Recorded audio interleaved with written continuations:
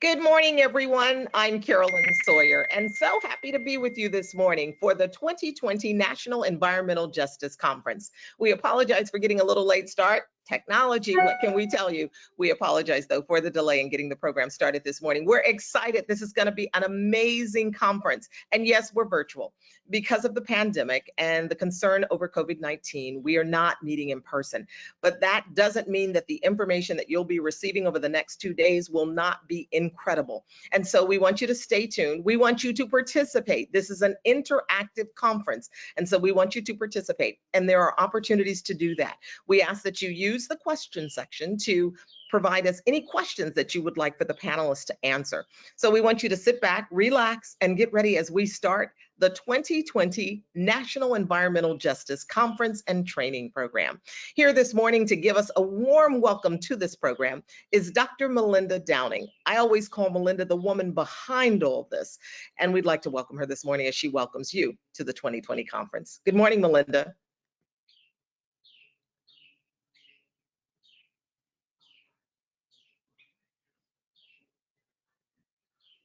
Melinda? Program. There she goes. I hear you, Melinda. Good morning. How are you? Oh, okay. Good morning. I'm good. Let me make sure I'm there. Can you hear me?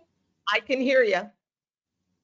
I can't see you, but I can hear you. There's a button up there for your camera. If you click that, you should be on and I should be able to see you. There you go. Good morning. Oh, good morning. How are you Well, this welcome morning? everyone. I'm good.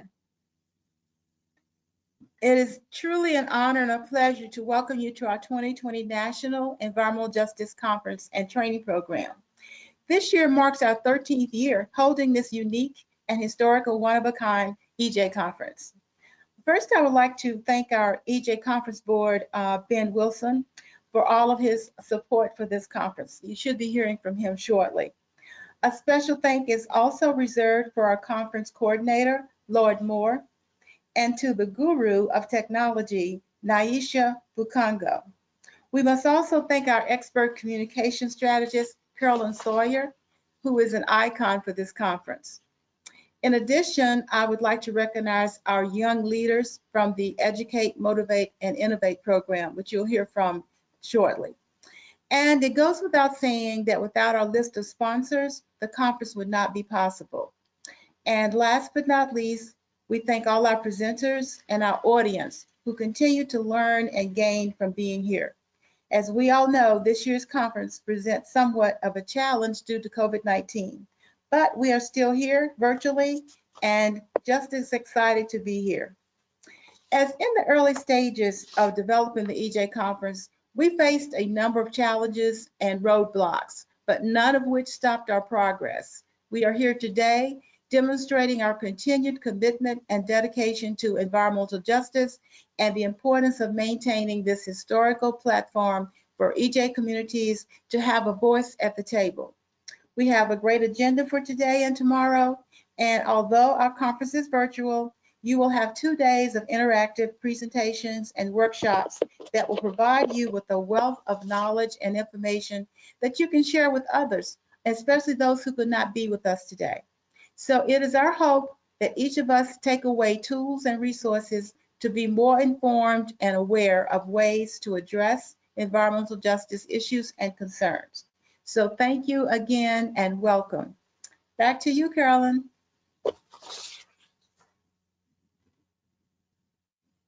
Thank you so much. We appreciate you. We appreciate those kind, warm welcome remarks this morning, and thank you for that.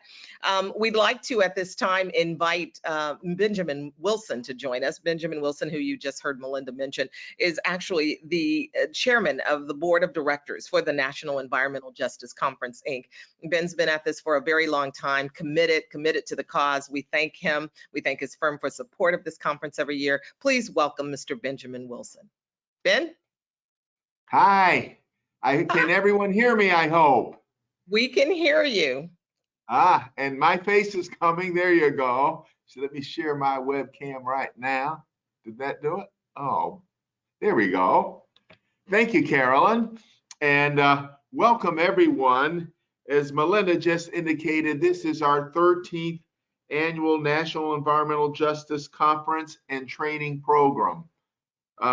Belinda appropriately thanked our sponsors, our wonderful hosts throughout the program, Carolyn Sawyer, Lloyd Moore, who was really our conference planner, and Belinda herself, who really has engineered this conference for so many years, and our terrific board. And I wish I could show you everyone's picture, but please know that they have been dedicated. There can be no more important time for environmental justice than today. We are on the eve of an election that promises to change and impact history going forward. There are administrations, both of which, the existing one and the one which hopes to be elected in November, that each mouth the words of environmental justice. I'd like to think that they do understand and get that. We will see. There are issues of climate justice that you'll hear spoken about here. There are environmental justice issues that impact communities all across America, Native communities, African American, Latino, Asian communities, poor communities. And please do engage throughout this process. We need you. We also need our environmental justice leaders, our community leaders, again, from all across the country and increasingly around the world. And other places in the world, environmental justice is dealt with from a human rights perspective. But in the US, of course, we focus on EJ. And so again, thank you so much for being here today. Thank you for your many contributions to this effort. And we hope that when you leave this conference, you will return to your communities revived, renewed, and dedicated to making change. I do want to say a small word about the wonderful young people that we have with us and at each conference this year. They are the future, and environmental justice, quite frankly, is about the future. Won't you participate? Won't you find a place? Won't you find your role? And won't you commit, please, to making this great change? Carolyn, thank you so much. It's a pleasure to be here, and I give it back to you. Ben, it's great to see you. Even if it's not in person, it's great to see you. And again, we appreciate all that you do for environmental justice. Thank you very much. As Ben suggested, we are expecting you to participate. We want you to participate. And so please write down your questions and be prepared to submit those questions so that we can share them with the panel members. And you can get all the information that you need to get from these 2 days here for the 2020 National Environmental Justice Conference and Training Program. I'd like to at this time welcome Mr. Carlos M. Brown. He is a Senior Vice President and General Counsel at Dominion Energy Services. We are proud to have Dominion Energy as a sponsor and supporter of this event. Please welcome Mr. Brown this morning. Hi, Carlos Brown.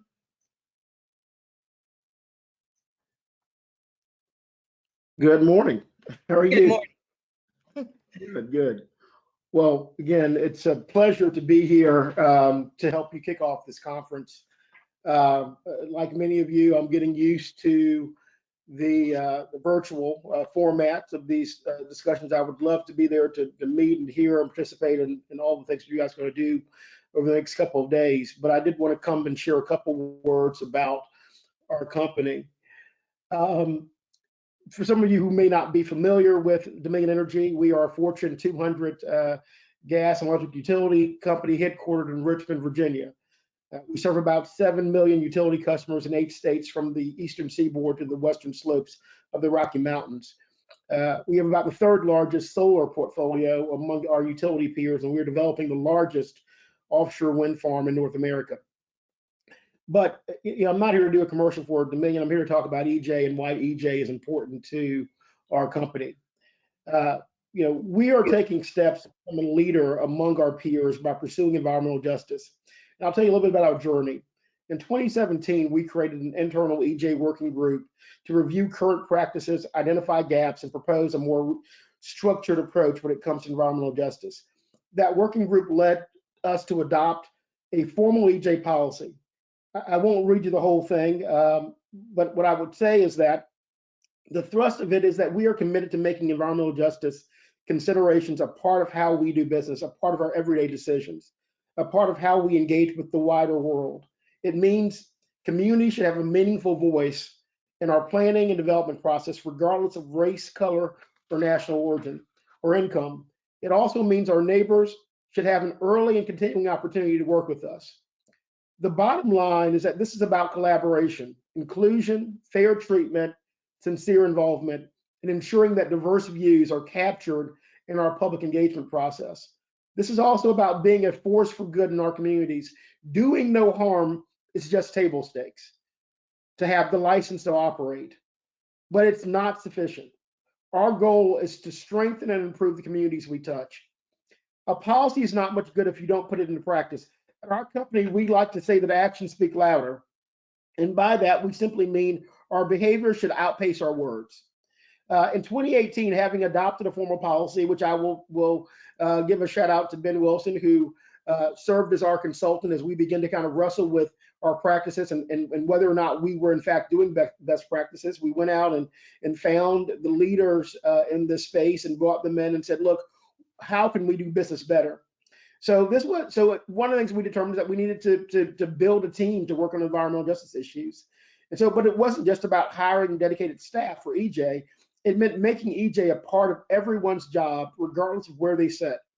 Since August, we have held 8 sessions and trained more than 500 employees on the specifics of environmental justice. And we've developed rigorous internal processes to ensure accountability and follow through, meaning that we realize it is not simply the environmental team's job to do EJ. It's not simply the legal team's job to do EJ. It's not simply the construction team's job to do EJ, but it is all of our jobs to think about EJ, because EJ is not simply an environmental justice issue.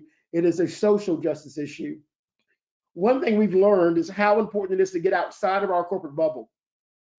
We know others have their own expectations for what environmental justice should look like. We know that we need to be purposeful about enlisting those perspectives. And we also know we won't always agree. But the point of EJ is that there is a collaboration and engagement. So this translates to action in some basic ways. We hold public meetings, of course, that's what's required by the law. But where traditional public meetings aren't enough, we conduct more targeted outreach, working directly with community leaders, local houses of worship, barbershops, beauty salons, diners, Native American tribes, and in each situation, figuring out how to tailor our engagement to meet the needs of that community. We also try to be sensitive to language changes and linguistically isolated communities, giving the increasing diversity around our service territory. That means providing materials in appropriate languages for the communities that we're engaging with. The basic point is we will meet people where they are, we go to them, and we will do so in a way that communicates meaningfully, and we won't just communicate, we will listen. We are also thinking expansively about when and where EJ should come into play. We conduct EJ reviews when they are required for a permit, of course, but we also conduct them when they aren't. Over the past year, we have reviewed every one of our major construction projects, a total of 51 across our service territories. We perform numerous additional EJ assessments. In cases where EJ communities are present, our process dictates that we engage directly to ensure their understanding and involvement, and we work to mitigate any undue project impacts. What we've realized is EJ isn't just an issue when you're dealing with billion-dollar projects. EJ is an issue when you're dealing with $5,000 projects. In some cases, it may even be more important the smaller the project.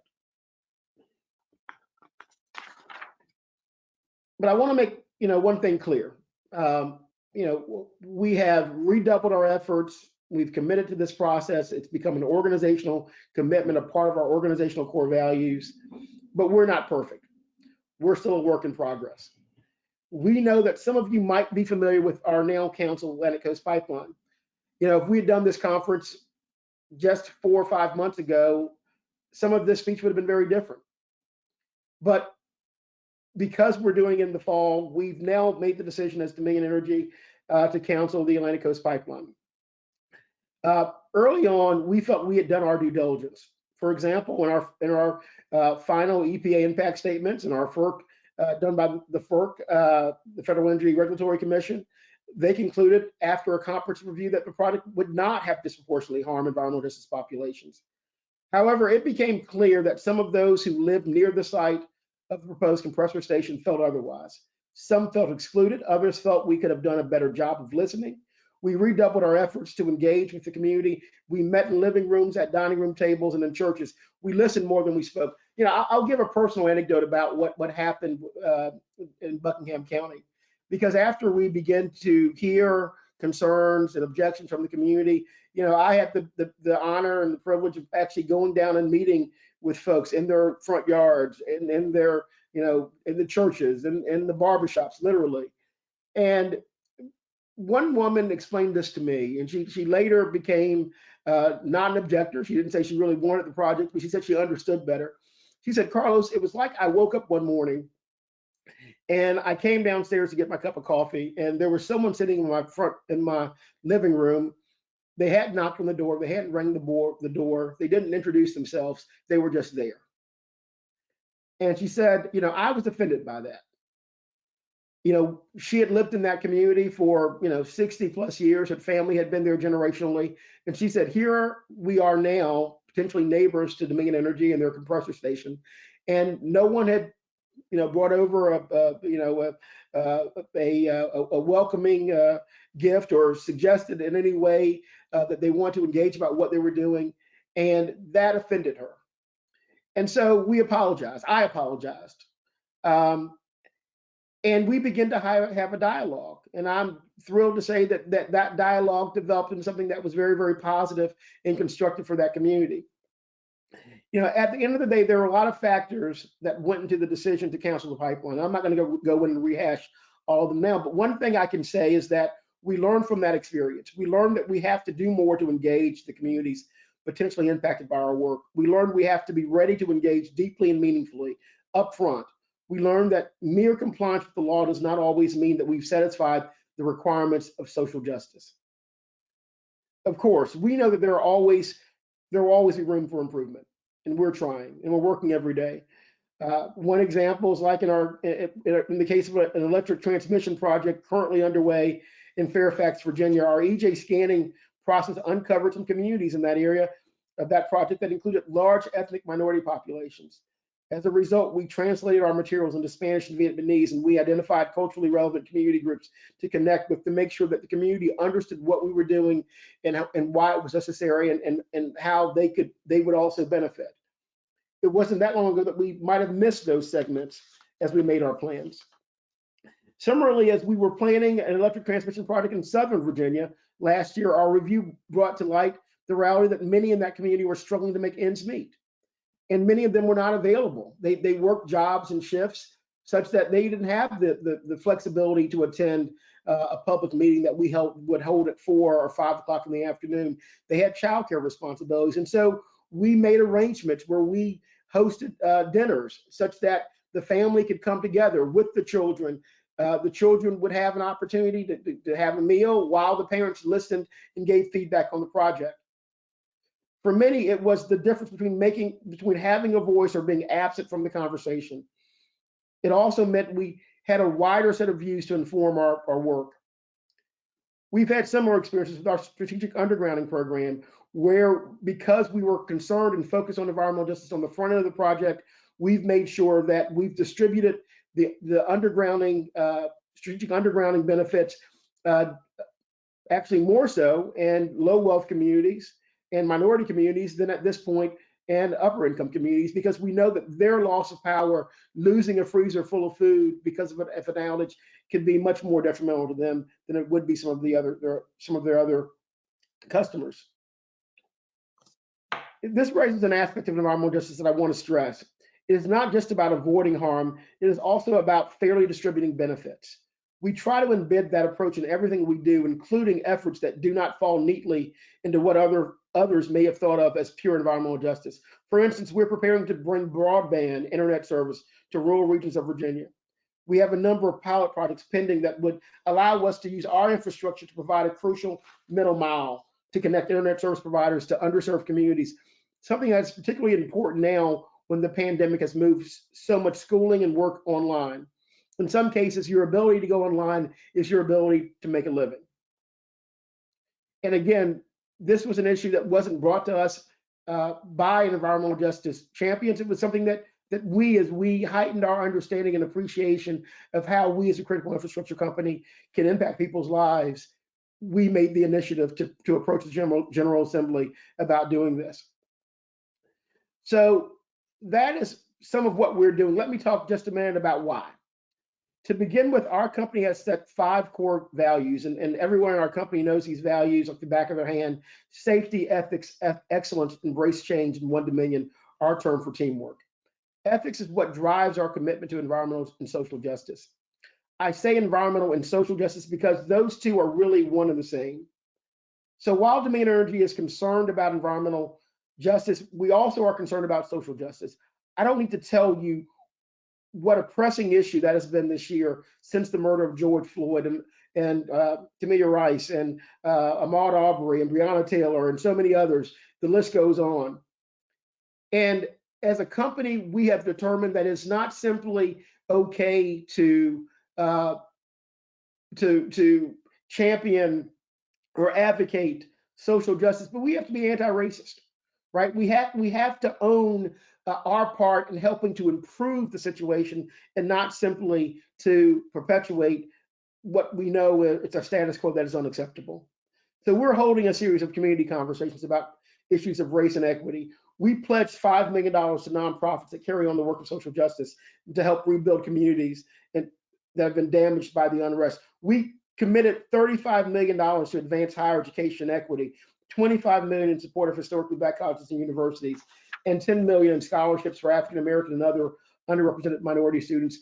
We are doing this because we know that continuing on the way things are is simply not sustainable. Before I close, I'd just like to touch a bit on the environment and evolution underway in the development of clean energy. Our company is doing a great deal of work on that front, as I alluded to earlier. In fact, we are transforming our business to fulfill our vision of building a clean and sustainable energy future. Our efforts are taking place in the middle of a larger transition for our employees, for our customers, and the communities that live in and for the planet. But it's not just a transition. For our employees, that means making sure they are equipped with the skills and training needed to succeed in a zero carbon future. That's why we're supporting a number of workforce training and development initiatives, including the just announced Mid-Atlantic Wind Training Alliance in Virginia. For our customers, it means keeping rates low and affordable, even as we make the investments needed to transition to clean energy. You know, it's important that we understand as we talk about environmental justice that there are multiple perspectives on environmental justice. In some situations, there are individuals that advocate for no change in their environment or their setting. However, there's always a balance between seeking to create economic opportunity, to create an economy that people can pursue their life's aspirations, providing the required energy needs to support and fuel our lives and our economy, while also protecting and maintaining the environment and the atmosphere that we all rely on and love. And so we are committed to finding and striking that balance, to working with our communities to make sure that we are inclusive both economically in all those spaces, but also that we are considerate, so that it's not simply our perspective, but it's the perspective of the broader community that helps drive our philosophy and our policy as we continue to provide affordable and clean energy to our customers. So thank you for taking the time to listen to me. As I said earlier, these are profoundly important issues, and I know we all share a common aim to ensure that all people and communities can continue to flourish. Thank you. Thank you so much, Mr. Brown. It's delightful to hear from you this morning and to also hear about Dominion's deep and meaningful commitment to the issue of environmental justice in our community. So we look to hear from you more and more often, and certainly hope that you enjoy the next 2 days as well. Thanks again for your support and your remarks this morning. Thank you. So it's that time in our program as we begin to turn to our first panel today. We are excited to have just some amazing presenters for you. These presentations are always deep and meaningful as well, to hear what's happening in communities all across this country. Our first panel this morning, which is starting a little bit early, but that means you get a little bit more of the good stuff. It's starting this morning at 9:35, and our panelists for this panel, which is entitled Educate, Motivate, Innovate, Building the Next Generation of Environmental Justice Leaders. And we'd like to introduce you to those who will be participating in the panel. You're looking at now Joanna Stansel. We welcome you, Joanna Stansel, to this panel. You're going to get us kicked off this morning with your presentation. Joanna is from the EMI chair, or as we like to refer to the EMI as the Interagency Group. She is with the USDA Forest Service, and so we look forward to hearing you talk about how plants can enhance the quality of our life. But we thank you for being a part of this panel. Good morning, everyone, and thank you, Carol. I come from the wilds of Virginia, so you may hear various nature calls at any moment, including my dog, because that's what we're doing today. We're working from home, and we're having to adjust to all the challenges that come with virtual communications. I am Joanna Mount Stansel. I am Senior Advisor for State and Private Forestry with the U.S. Forest Service, and I am the co-chair. Melinda Downing and I co-chair the Educate, Motivate, and Innovate initiative. So we're very excited about being able, this is our, to join you for our 5th year, although we had hoped that we would all be in person and we could meet and greet and network and talk about the wonderful things that we're doing in our communities, the challenges, and learn from each other. But we're going to do that in the virtual space, as Carol was sharing with us today. On the other note is, you have the agenda, and you'll notice that there are 3 EMI students whose names are listed, but unfortunately 2 of ours, and you can see Olivia now, who has made it to be with us today. We're so excited that she is a EMI student and going to share her project today.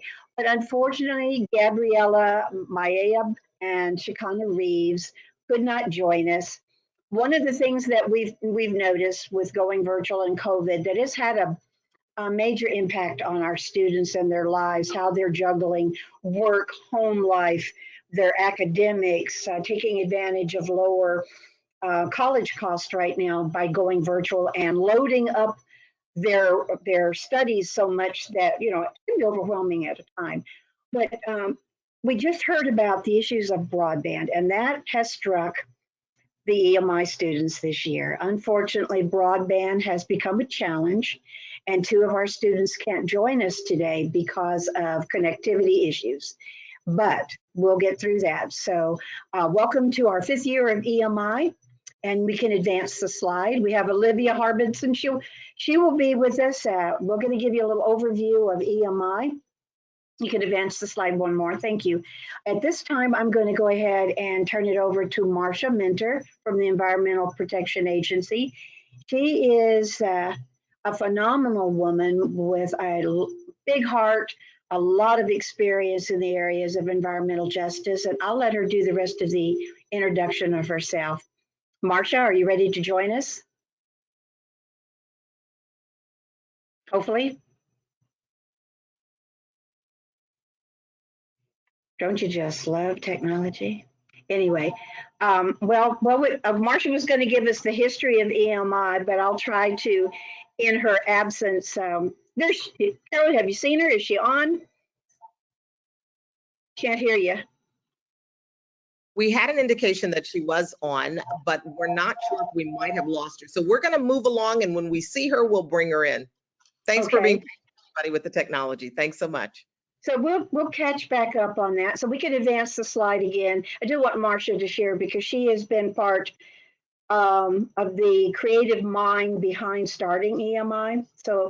But looking at the goals, and part of what we're going to do today is hopefully for those who are joining us as audience, is to inspire you to get more involved with this particular initiative because we need more young, as also was shared this morning, more young people to champion environmental justice and climate justice.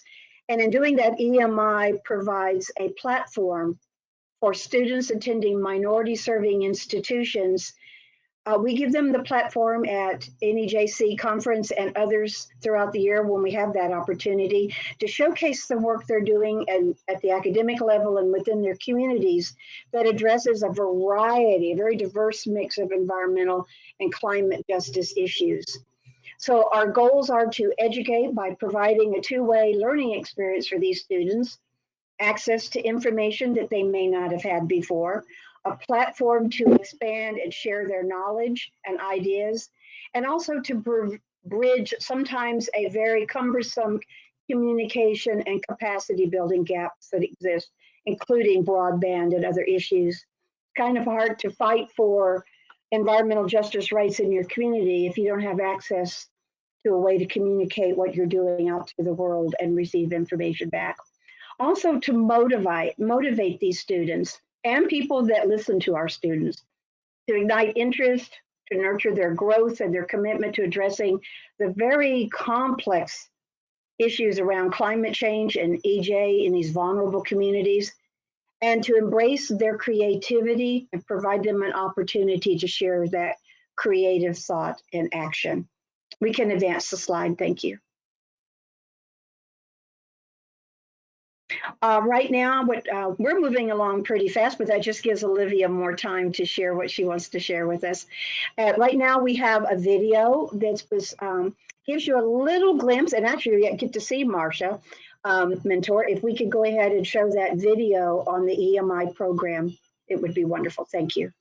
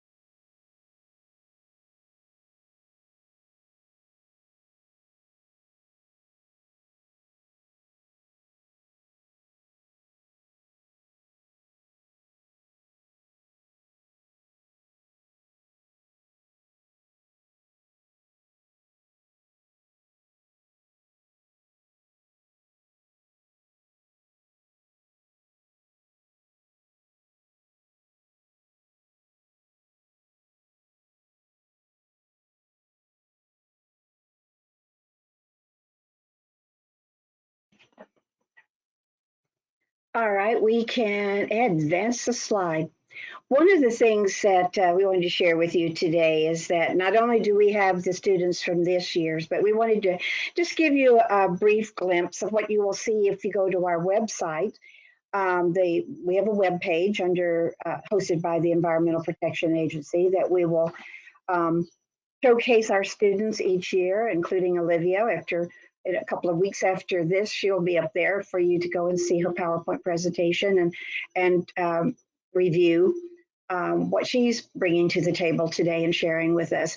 In 2019, we had Joey Bates and Sadie and Alaya Shannon, and you can advance the slide, thank you. These young ladies, if you see what Joey, okay, go back one, thank you. Joey did a modified health impact assessment for 2 environmental justice communities in New Orleans, Louisiana, and Mobile, Alabama. Now, that takes a lot of effort, and to go out and to try to identify and work with these communities to build trust with these communities, because here you are, a stranger, in many ways coming in, and you're asking questions that can be somewhat personal and challenging, and then take that information and try to make a difference with it, giving it back to the community so they can use it, but also taking it forward and letting people know that there are issues. Anytime, for every action, there's a reaction. So as we heard earlier, if someone's doing a pipeline, if someone's doing a new plant, if someone's bringing industry in, it's more than just the positivity of bringing jobs to a community. It's also the downside of is how are you impacting the air quality, the water quality, the community, the services, and all the things that go into making life healthy and safe for a community. And so that's what some of the things that these young students have done is to look at these issues facing communities throughout the country. You can advance the slide. Thank you. Sadie's work was really fun in the sense that she is addressing the issue of pollinators, in particular bees, and what they can bring, the necessity for looking at how we handle agriculture, how do we handle taking care of our own plants and lawns, what impact do we have in these communities, what is industry putting in the air and water, or the destruction of wild places, tree canopy or grasses and wild plants that pollinators depend on. Not only did she educate about what the needs of bees are, but also the plight they're in fact that if we don't do a better job of providing good home sites for bees and other pollinators, we're going to have a tough time in the future dealing with not having anybody out there in the fields to pollinate these plants or crops for us. So it's going to impact us directly. But she even went beyond that in showing how and creating a business using bee pollen and honey. So it was really fun to see how she covered not only the sad things that are happening, but also showing the good things that can happen when you protect these creatures and let them do the job they do in pollinating, but also in creating delicious things like honey, and how that can be incorporated into other products. And also that also motivates people to maybe be a little bit kinder to this particular part of the wild world. We can advance the slide again. Thank you. And again, Alaya Shannon, she did another health survey based on the impacts of Hurricane Harvey, and wanted to bring to the attention not only to help these communities, but political and business decision makers to be more cognitive of what the impacts were, and probably roll up their own sleeves and get in and help these communities. We can advance the slide. Thank you. Another fun group of students was our 2018 EMI panelists, Kareem Hajmat, Ashley Logan, Carol Ramos Guerrea, and Juan Lazo Batista. Interesting, we can advance the slide. I think I hopefully put something in there where I can talk a little bit about what there. Kareem's was green infrastructure. I am studying in the, because he might even be out of college now. He was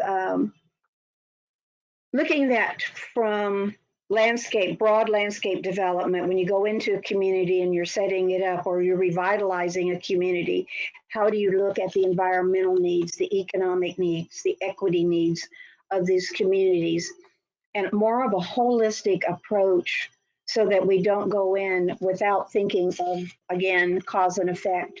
For every positive, there could be a negative, and looking how you build a sustainable community. And that was pretty exciting work that he was doing. And as he advanced his academic career and his job career, carrying that on into his community development, urban development career. Next slide, please. Ashley, impact of climate change in Virginia.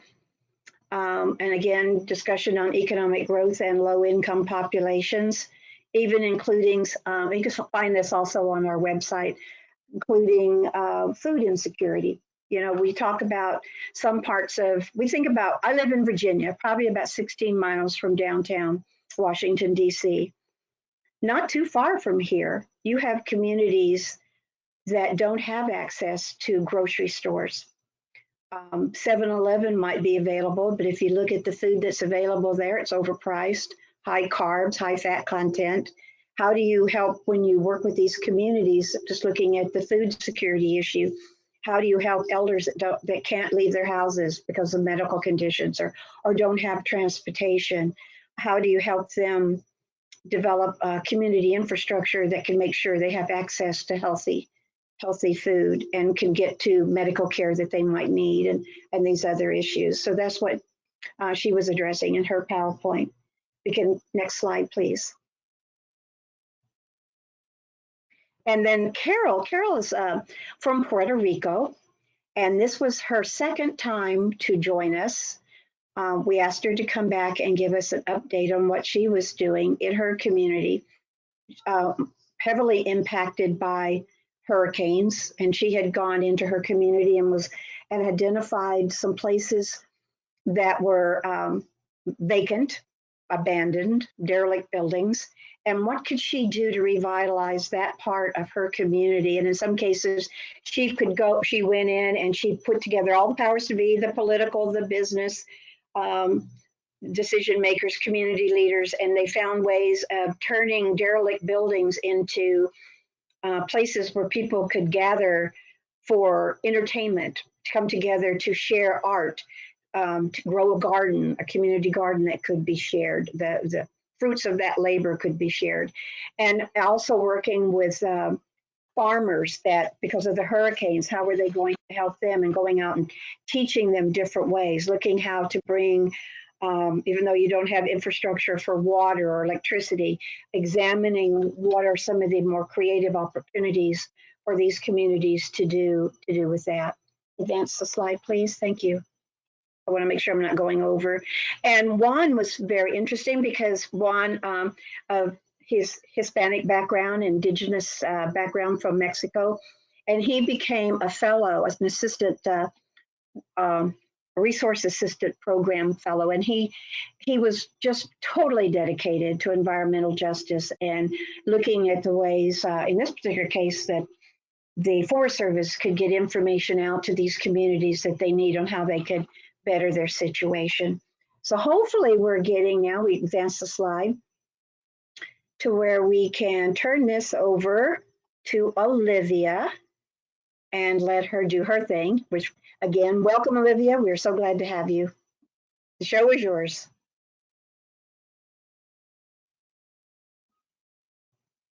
Have to bring up your volume here. Okay. Hello, everyone. Can you hear me? Yes. Okay, great. Increase my volume quite a little bit. I'll just jump right in. We got plenty of time. In fact, we're probably, you can relax and take the time that you need. Okay. All right. Well, hello, everyone. My name is Olivia Harbison. I'm a graduate student at Tennessee State University, in the Geospatial Information Sciences program in our College of Agricultural Science. And I am working in collaboration with Dr. David Paget. He's developed a unique model for providing technical assistance for GIS, Geographic Information Systems. And it's a kind of a new and old way of looking at democratizing the technology to truly empower communities. So how do we actually go about doing that? And I'm actually a pretty experienced environmental activist, but this was actually a new way of looking at it for me. A lot of times, especially as a younger activist, you see problems that a community might not see. You might see opportunities that they don't see. So this is a way of empowering people to first identify what their own goals and objectives are, and then starting to develop new ways of looking what's right there for them. And before getting started, I also want to mention where the funding for this project is currently taking place. Dr. Paget has been doing this independently for probably decades, but recently has gotten support from the Deep South Center for Environmental Justice, which is in particular providing this technical assistance to 6 communities on the Gulf Coast. And he's also an ethical geography fellow this year. So not only does this enable him to be able to move about and travel and provide this training and module to communities, but also empower them with specific technical tools, in particular ArcGIS Online and server space, in order for the community to be able to save its work and display it. Okay, so the first step in the module is defining the community's resources, asking questions, not telling them. What are positive uses of the area, of the local area? How can those positive uses grow and be copied? And what are some negative land uses that could actually be transformed? So this is always a discussion and a preliminary to actually discussing what maps are and what a GIS is. Many people are really only familiar with maps in terms of their phones, getting directions, maybe using Google Maps, but are unaware of how much power is really behind them. Okay, the next step is a community walkthrough. And this could be at very high tech, using a handheld GPS unit that's highly precise. It could be using a mobile phone app to identify locations, or in the context of, let's say, a developing nation where there is no internet access in a rural area, for example, you could actually be doing this with paper and pencil, identifying locations through steps or in relation to locations in the community that are certain to be visible from satellite. So Dr. Paget has dubbed this a mental mapping exercise. So this is where you go out to the community, identify locations of hazards or assets, and start to develop what their relationship to the community's goals. Okay, and this is where the magic happens. What the purpose of this really is that once the community has actually created a database, they have something that they own themselves. And then they can analyze on their own. It's something that they can leverage in, potentially in the marketplace, but also amongst themselves in terms of strategizing and developing from within.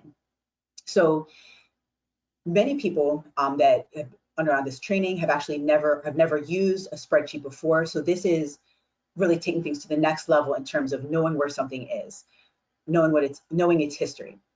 And so data entry would first, once again, probably occur on a piece of paper, but then be transferred onto a spreadsheet. We would highly recommend using Google Sheets or another free spreadsheet provider that's hosted online. That way it can be accessible from almost anywhere. Here's just a brief example showing the name of assets, description, street location, and then its geocode, of course, which is the latitude and longitude of that location. out to 5 decimal places so that it's accurate, along with the time it's taken and any other potential notes. We do want to mention that the more local knowledge that can be added to this, the better, because that's what makes the spreadsheet, the spreadsheet and the database as unique as possible and as valuable as possible, especially for building out future projects and future analysis. All right, so this is just one example of what a community identified as resources in its community. This is Buzzard Point, Washington, D.C., a heavily gentrified section of Washington, D.C., near the new Nationals Park, a Major League Baseball stadium, where community members have had a lot of trouble holding onto their properties because of the huge increase in property value, tax commitments, and so on and so forth. So in this case, you see that they've identified community centers, parks, housing projects, public transportation, and the stadium itself over there on the right as their community resources, and their assets in particular. Okay, here's another look at the preliminary spreadsheet that's developed by the community. In this case, in the lower 9th ward, which is famous for, unfortunately, flooding. So this community identified green spaces in particular, as well as educational centers as their primary assets. And continuing on with the lower 9th ward, a special asset there are catch basins. So this is, once again, an example of, this is still a spreadsheet, even though it's not in electronic format. And it's a way of being able to, once again, walk about and get a lay of the land and start to see the community in a new way from within. So I want you to make a special note of the general asset description. You'll see that it says cleaned or not cleaned. And that's referring to the fact that just because there's a catch basin does not mean that it has necessarily been maintained, which adds another element of risk, but also potentially opportunity. So the next step is actually seeing those locations inputted into a geographic information system onto a map. So here you can visualize all the information just as simple and clear as can be. Blue circles mean a clean catch basin, gray mean unclean. Once again, if there's a storm that's going to be happening tonight, this could be helping the community manage disaster, but also for longer term planning, this could provide a great opportunity for the community to either empower itself in terms of cleaning catch basins themselves or seeking funding and resources from the local government and outside organizations. So once again, this is not a matter of us deciding what should happen. It's them thinking through for themselves and taking responsibility for their own community. All right, here's another great example of that. Here, this community identified churches and historic sites in Africatown, Mobile, Alabama. It is a famous community because the slave ship, so-called slave ship, that brought the town's founders to America, called the Clotilda, sank and was discovered about 1.5 years, almost 2 years ago, in this area. Now, the Clotilda is very famous because it sank so late, and there was historic interest by reporters and by literary powers of the day. And so the founding members of Africatown were actually interviewed, counted, and really data was gathered around them. And this brings to mind what the purpose of all this is. When we collect data, we own it, we have power far into the future to really assess and things to be proud of, things to work on, and have a reason to rebuild. Without the data that was the information about the people that came over on the Clotilda, there would be much less interest in the ship itself, but also there would be much less interest from, for example, National Geographic, which actually put the Clotilda on its cover a few months ago and has brought lots of financial resources and public interest to the community. Anderson Cooper came for a historical event there, and the city has been forced to change its zoning plan for the area. So there are great things to come in Africatown's future, and GIS has been an essential part of that by enabling the community to once again map its assets and start to think about where and what they want their revitalization to look like. This is a community that, like so many others throughout America and the world, is plagued by blight and has had a lot of population loss. But this is the first step to gaining it back on their own terms.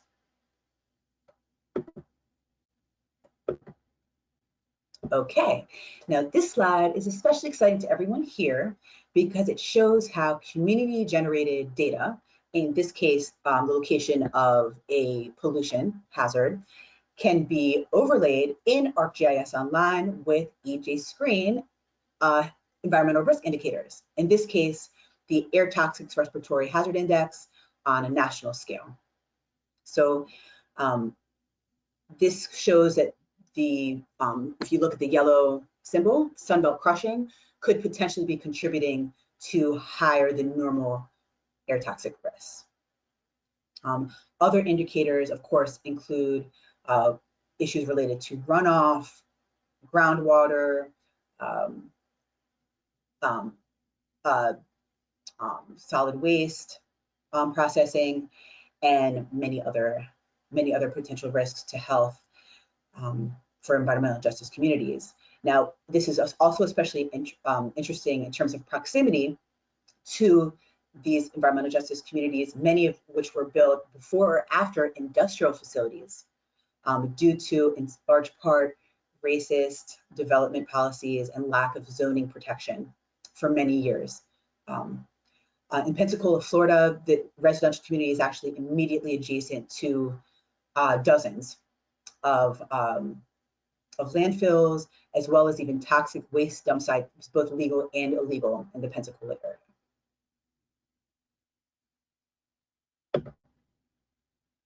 All right.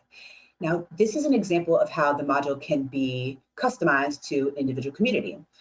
We mentioned that ideally we would do a walkthrough, but in some cases, a community group, in this case, a youth community group, is representing an area that's too large to walk. So they combined their local knowledge along with some Google Map searching in order to identify what they consider to be assets.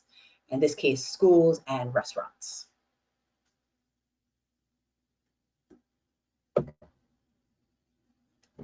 Okay, so here's an example once again from right here where I'm living in Nashville, Tennessee, which is a vacant lot.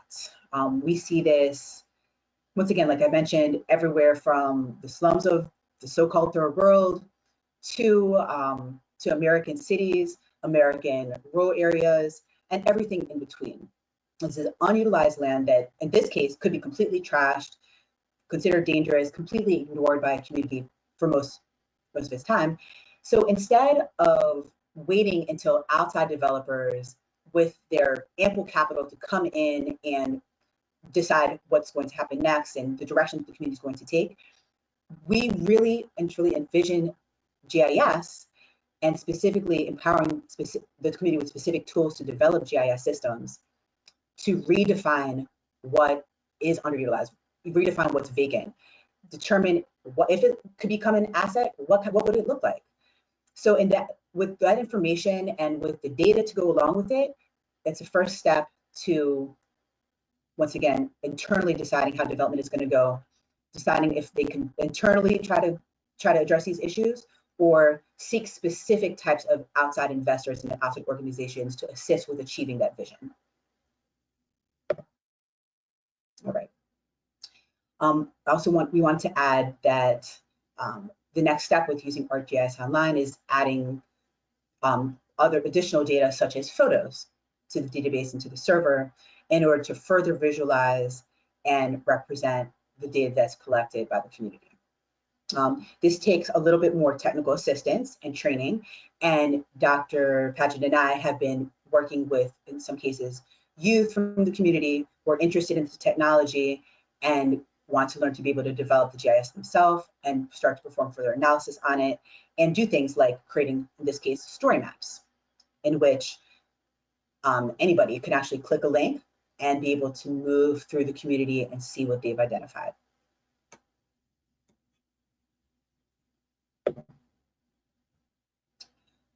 Okay, thank you so much for listening. We'd love to get your ideas and questions about how this module could be replicated, developed, and transformed, and any issues that you would just love to share with us and empower us to be able to empower others.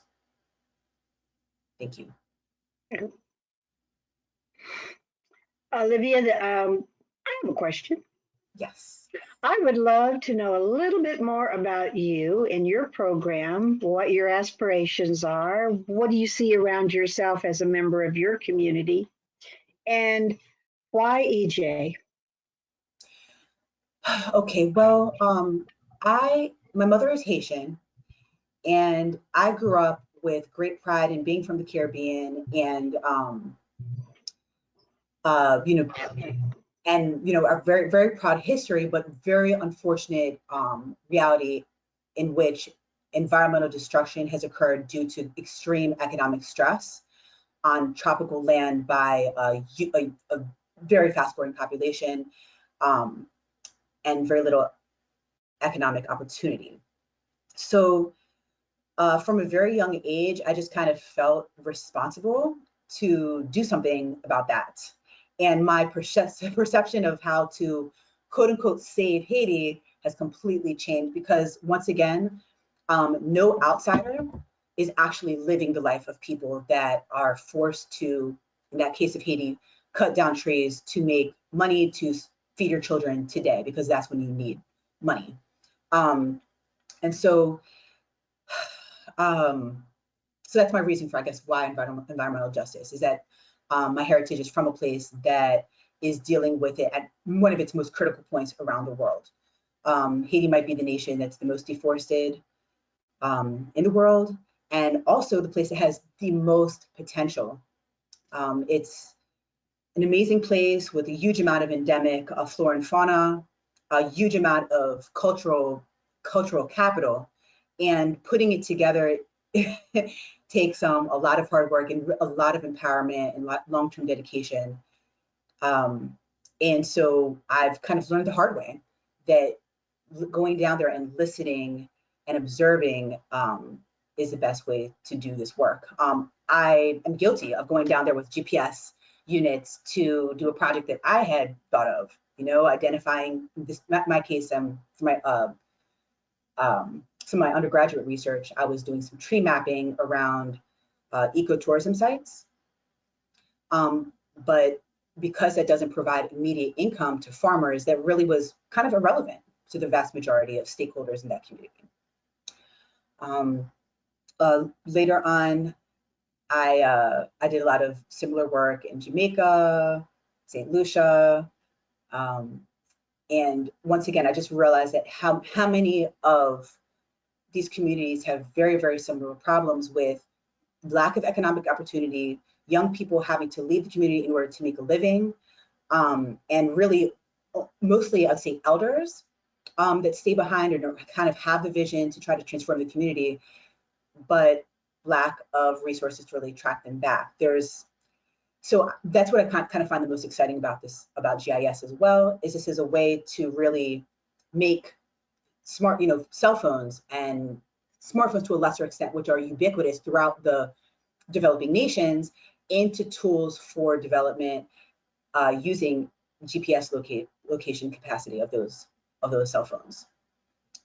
So I'm working with faculty to start to develop hopefully some cell phone applications that could be used that way, but also focusing especially on specific economic resources that can try to generate a return sooner than later, because once again, people around the world are dealing with immediate needs. In America, we must say, like, I'm very proud to be American, and I cannot say how much of a blessing it is to be able to have things like food stamps and subsidized housing, but around the world that is not the case, and that's why people in many, many cases turn to self-destruction, because they have immediate needs that cannot be alleviated any other way until they're empowered with tools. So, yeah. And Olivia, this is Marcia. And again, thank you so much for that presentation. And you are the reason, and students like you are the reasons why the EJIW Interagency Working Group for Environmental Justice launched the EMI initiative back in 2015, because there were so many students like yourself that EPA, Forest Service, DOE, all of our other federal families wanted to be involved.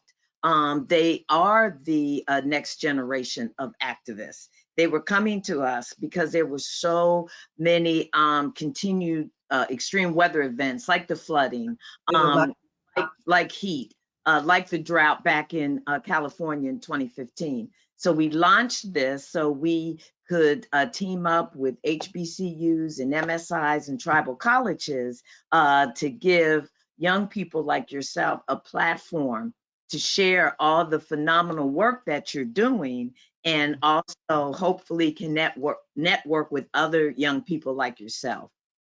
And Joe, again, I just want to give a shout out to you and your committee. You are the Oz, doing everything behind the scenes to keep EMI going since 2015. And then dedicated professors like Dr. Pageant has always supported EMI, and really appreciate that. So again, it was fascinating to hear about your presentation. And so with that, Joanne, I'll turn it back to you. Thank you, Marcia. Glad to see you.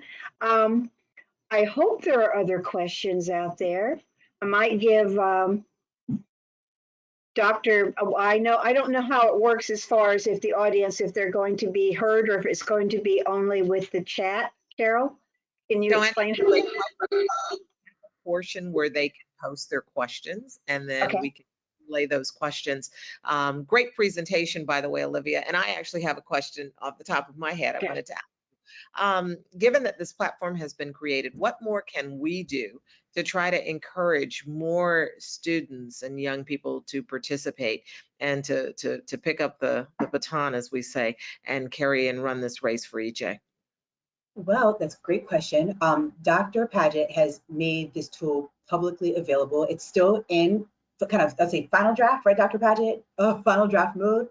But basically providing it to you as a template that you could actually present to a community yourself. And we're also available via phone and via email to be able to support you and help and customize it to your community and provide advice. And that's always a two-way street as well. So. Very good. Are you finding increasingly a lot of other young people are interested in careers with environmental justice, around environmental justice? Absolutely. It's actually kind of overwhelming how much interest there is, because there's so many aspects to this. Like any given risk can be addressed in so many ways. There's human, animal, plant aspects to all of these things, and a lot of, especially when we're young, like I feel like we are really drawn to one particular aspect of this, and then as we age, we realize how much everything is interconnected. So I think the key to a lot of this is going to be providing a unified platform so that everybody's efforts can grow together and even visually. And that's kind of, once again, the beauty of GIS is that we can link all of our maps and our assets and our resources Joanna and Marcia, I know that we've got a lot of folks who are signed on and participating in this conference, and there might be others from other agencies that are wondering how they can come on board and help you all and be a part of the EMI initiative. What would you say to them about getting involved? I would say email. I don't know if you could still see the end of the presentation. Let me. Okay. You can actually email TSUGIS Lab. I'm going to show that again. That's TSUGISLab@gmail.com. And from there, we'd be happy to share the module in its current state, send you links to our blog with information about some of the current work going on, but most importantly, at the presentation for yourself, and get feedback and ideas for for providing it into your own environmental justice community. Perfect, perfect. Thanks so much. Marcia, I think you had an instant answer for how to get everybody involved, huh? Mhm.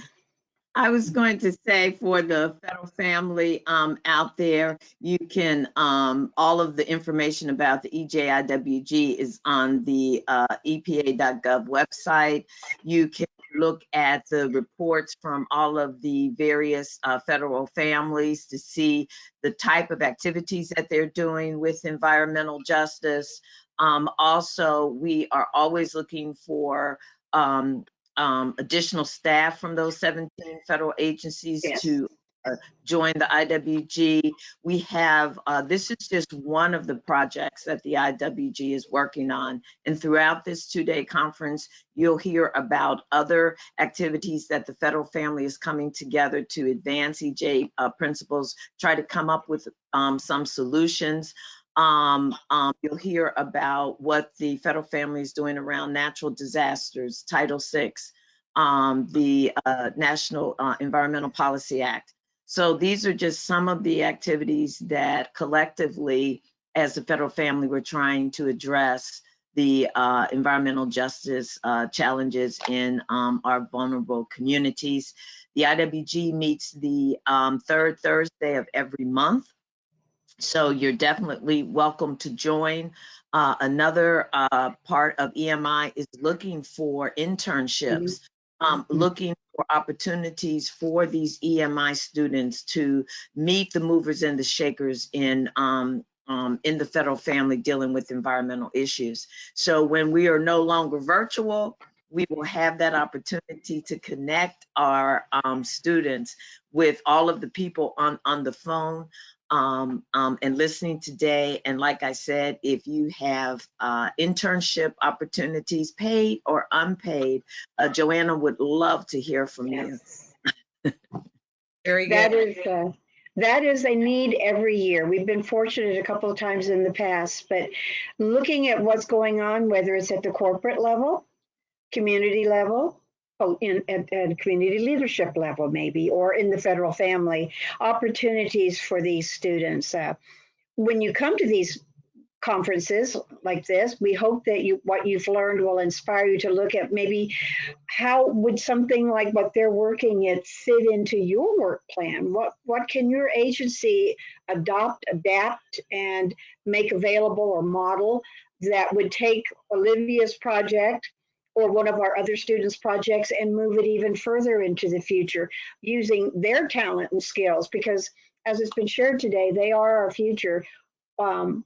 We're dependent on this in future generations for our own survival and the betterment of this planet. They need our support.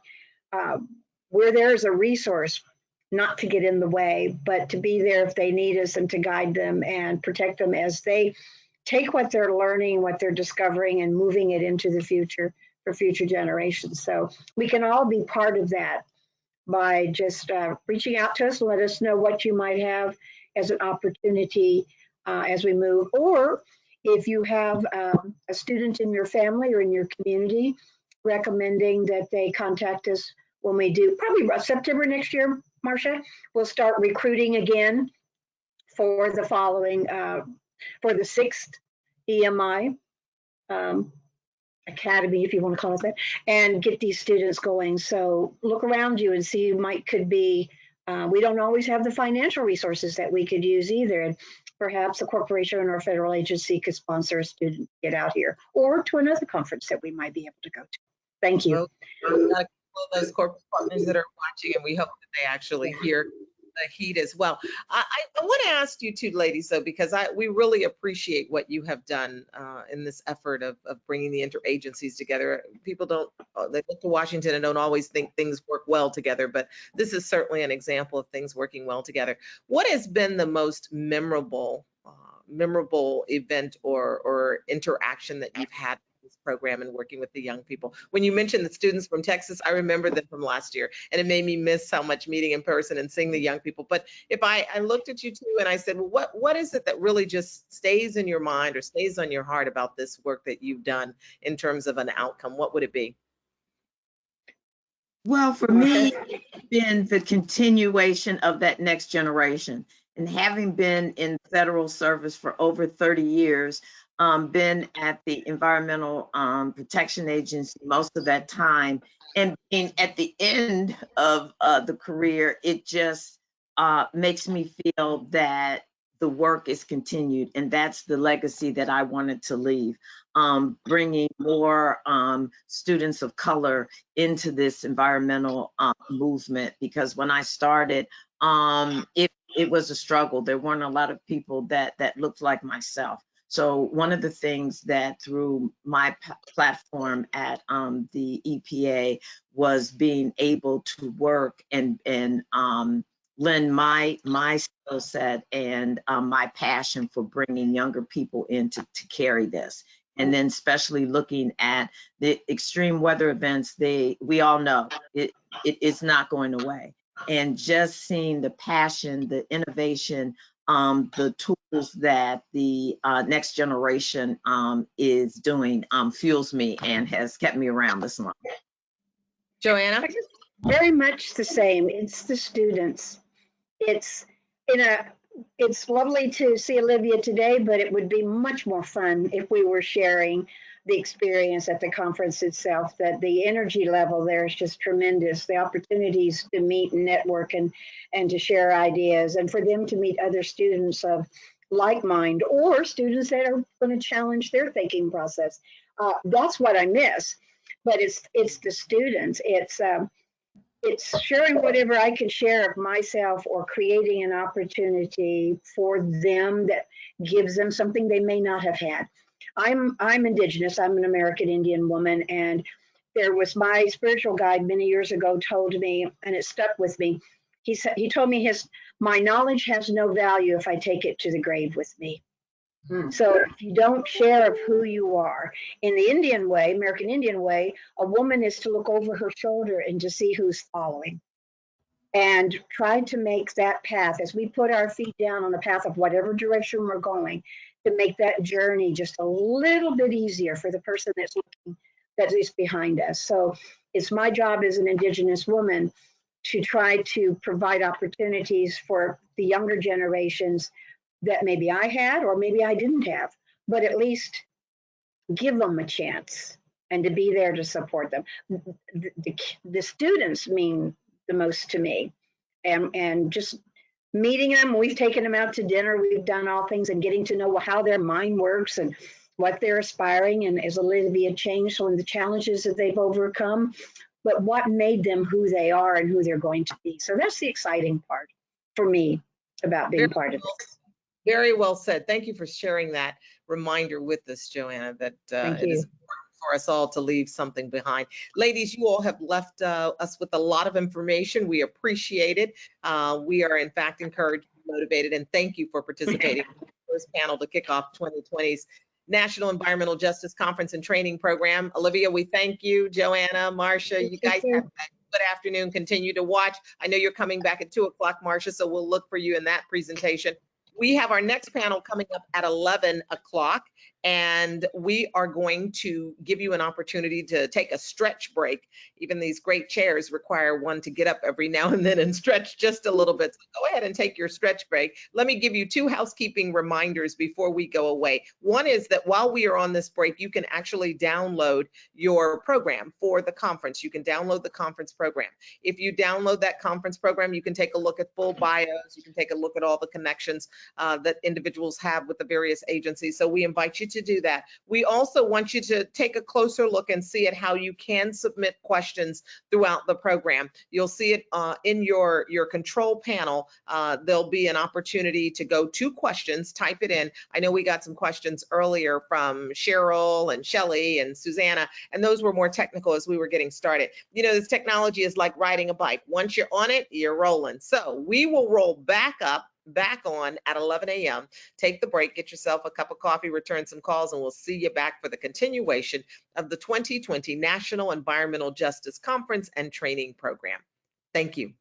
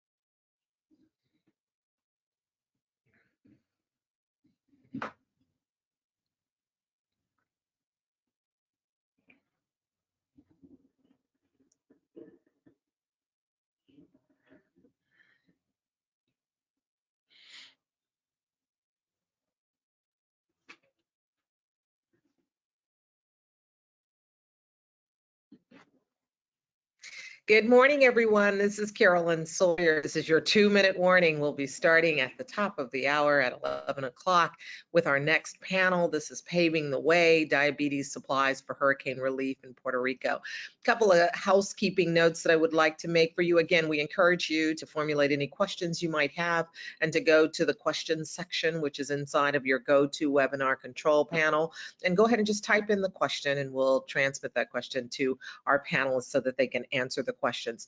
Again, a reminder that you can actually go to the website for the Environmental Justice Conference. That's website address is nejc.com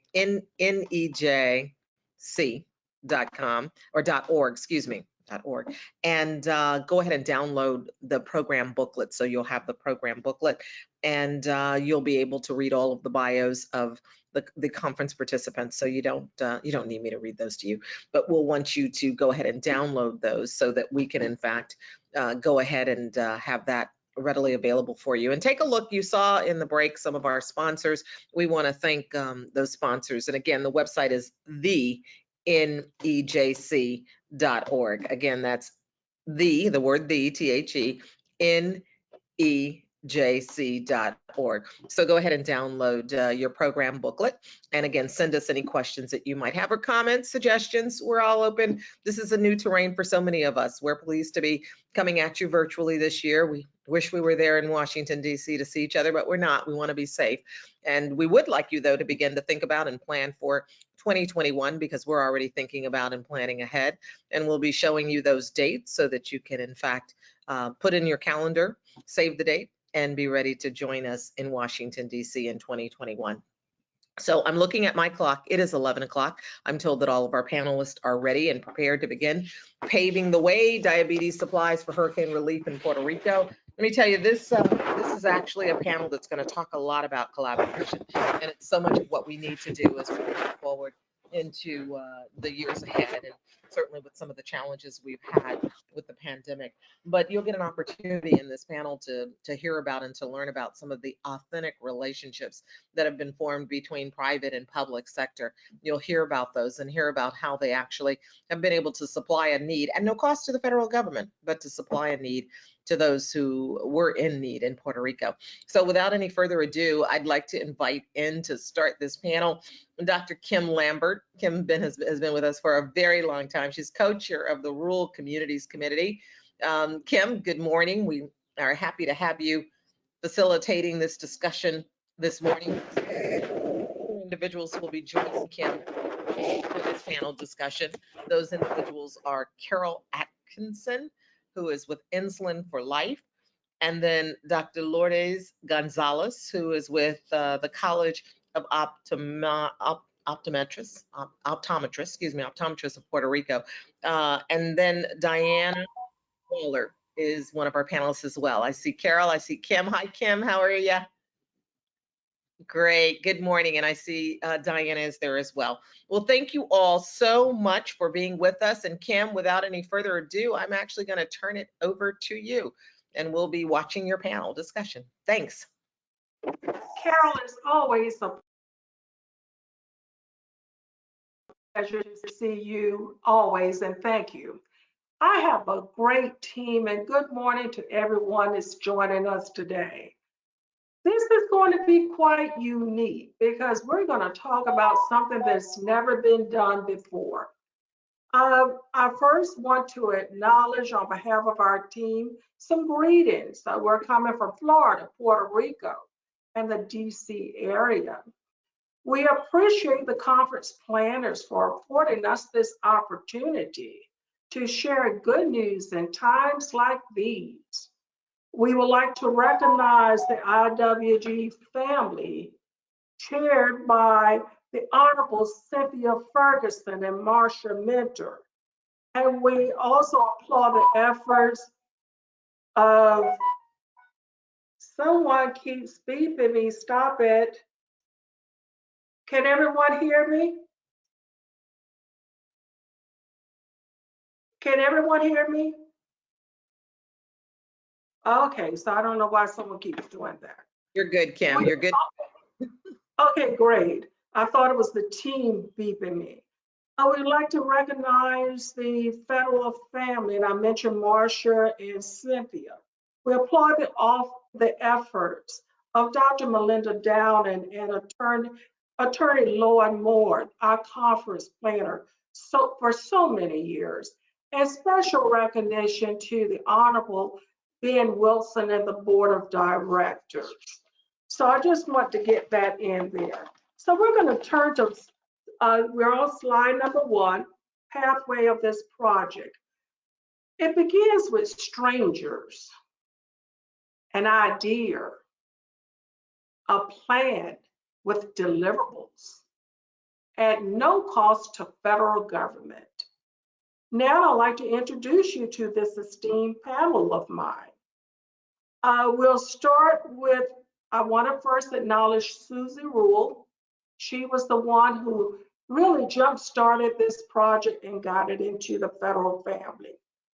And we have Director Carol Atkinson, Insulin for Life. She is actually the director there. She keeps her pulse on natural disasters around the country.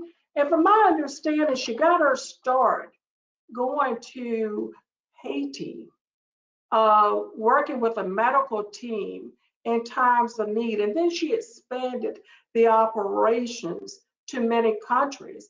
And her husband happens to be the president of Insulin for Life, and he is a physician. I'd like to bring over to Dr. Lourdes Gonzalez. She is actually our on-the-ground person we've been working with. Without her, we would not have gotten anything. She's president ophthalmologist, and she is a community activist and all. And then we have Diane Walter. She keeps raising her hand over there. Diane is a program analyst in the Office of Environmental Justice.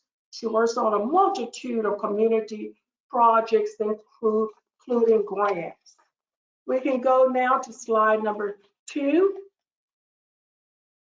So we're going to get into the execution of this particular project. And we broke it up in 4 entities here. So I'll start with Diane. Diane, give us your thoughts on passion. The beginning of this project, it started actually much longer than meeting you fantastic ladies and joining environmental justice. It started for me back in 2017, 3 weeks after Irma and Maria had hit the islands, and no water, no network, and no electricity. And to see, that's when I think I became a true environmentalist, to see the destruction these hurricanes alone have caused. And there were 2 of them. People kind of forget it was back to back, and Dr. Gonzalez could speak more because she was here when it actually happened later on. And when you see people who become your family and your friends, at that time I was with FEMA, and then again I came in with EPA, and then again I came during our infamous shutdown voluntarily, where I fell in love with the island. I fell in love with the people and their resilience and their commitment to themselves and the community, and keep going. Pachia, if I say it correct, let it go, just let it go, let's keep going. And the idea of people who spent 18 hours on the road, people I was working with who would then come home to their families with no electricity, rebuilding their own homes, kids who were out of school for so long. That's where that passion, that one-on-one experience comes from. What we didn't know and what we didn't anticipate when we started this, fast forward to 2019, meeting Carol, is that we also have now earthquake relief and now a pandemic. And so that's something that you're always on your toes with this project. It challenges you. We all happen to be committed on this one area of the world where the waves keep coming. And luckily we all have that passion that stems a lot from people and serving to try to ease some life back into their own day-to-day lives. Thank you. And now I will ask Dr. Gonzalez to give her insight on realism.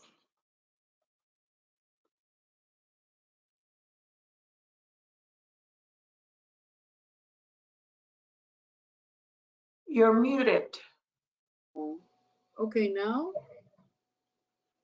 Sorry, ladies, my computer has a mind of its own, so she decides whether she wants to speak or not. So as you all know, this project started more than a year ago when we only had Maria and Irma hurricanes. Puerto Rico has been hit so hard in this last year. We had 2 hurricanes, we have floods this year, we have the earthquakes, we have the pandemia. And even though Puerto Rico is part of the United States, Puerto Rico has a high percentage of poverty. That poverty that you don't talk about, but you know is there. The Puerto Rico Optometry Board has been very conscious of social work, and we've always been working with this community only on the eye, regarding to the eyes. So when these fabulous ladies contacted me to get this project going on, even though the optometrists here in Puerto Rico, we don't work with insulin, I thought it was a great opportunity to really go into these communities. So when the project started, I really didn't know what to expect, because it was the first time that this was done here. The answer has been overwhelming. So the doctors that we've been in touch with has been contacted us because they've been helping their patients, and they're expecting us to go on working, because even though we have the support of the United States, we do need a lot of help here after all that we've been suffering. Thank you for that. There will be time at the end of this session for folks to ask questions, and I'm assuming they're going to enter those through the chat line. I'm going to talk about commitment. Without commitment, you cannot get any job done. So when you look at commitment here, we're dealing with half of our team is not federal workers, and they're not getting paid. That's commitment. This started out as a demonstration project. We were trying to build arteries to expand the work we do. And so our main commitment is to communities. We all have that love, that passion, as Diane mentioned. And our commitment is also based on non-traditional methodologies used to get the work done. For example, less paperwork, fast track was required, moving quickly and getting away with long drawn out federal government processes that can actually weigh people down who's trying to move projects. So when we meet, we can meet any given hour, and later you'll hear what Carol is doing and how that impacts the communities and the work that we do.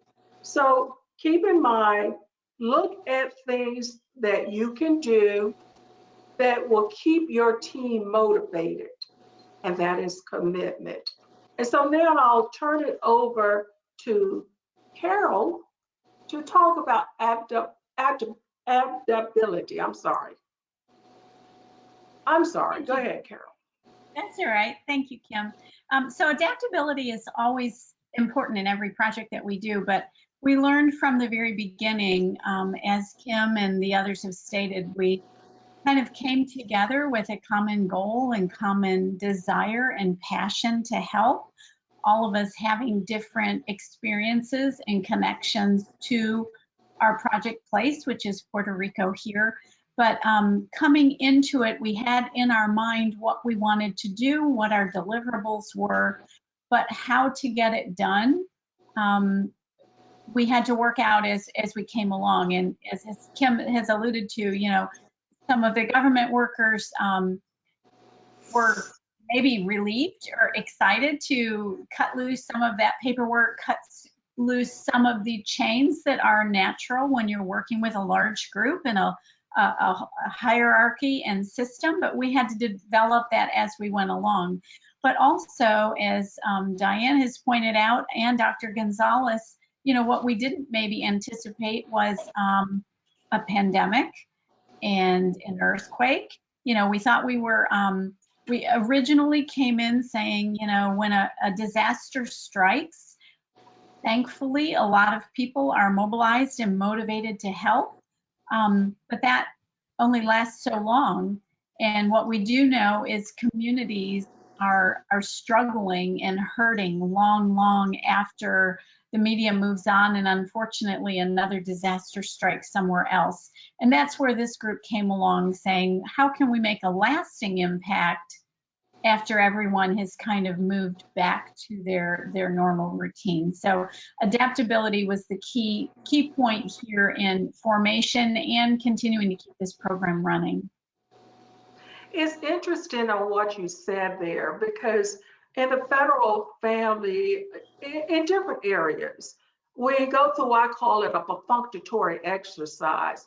We check off the boxes. Step 1 was done, step 2. And so we have learned to adapt to the environment in executing this project, and not just one time, but another time. So anything, ladies, you would like to add to this 4 components? Okay, well, let's move to slide number 3.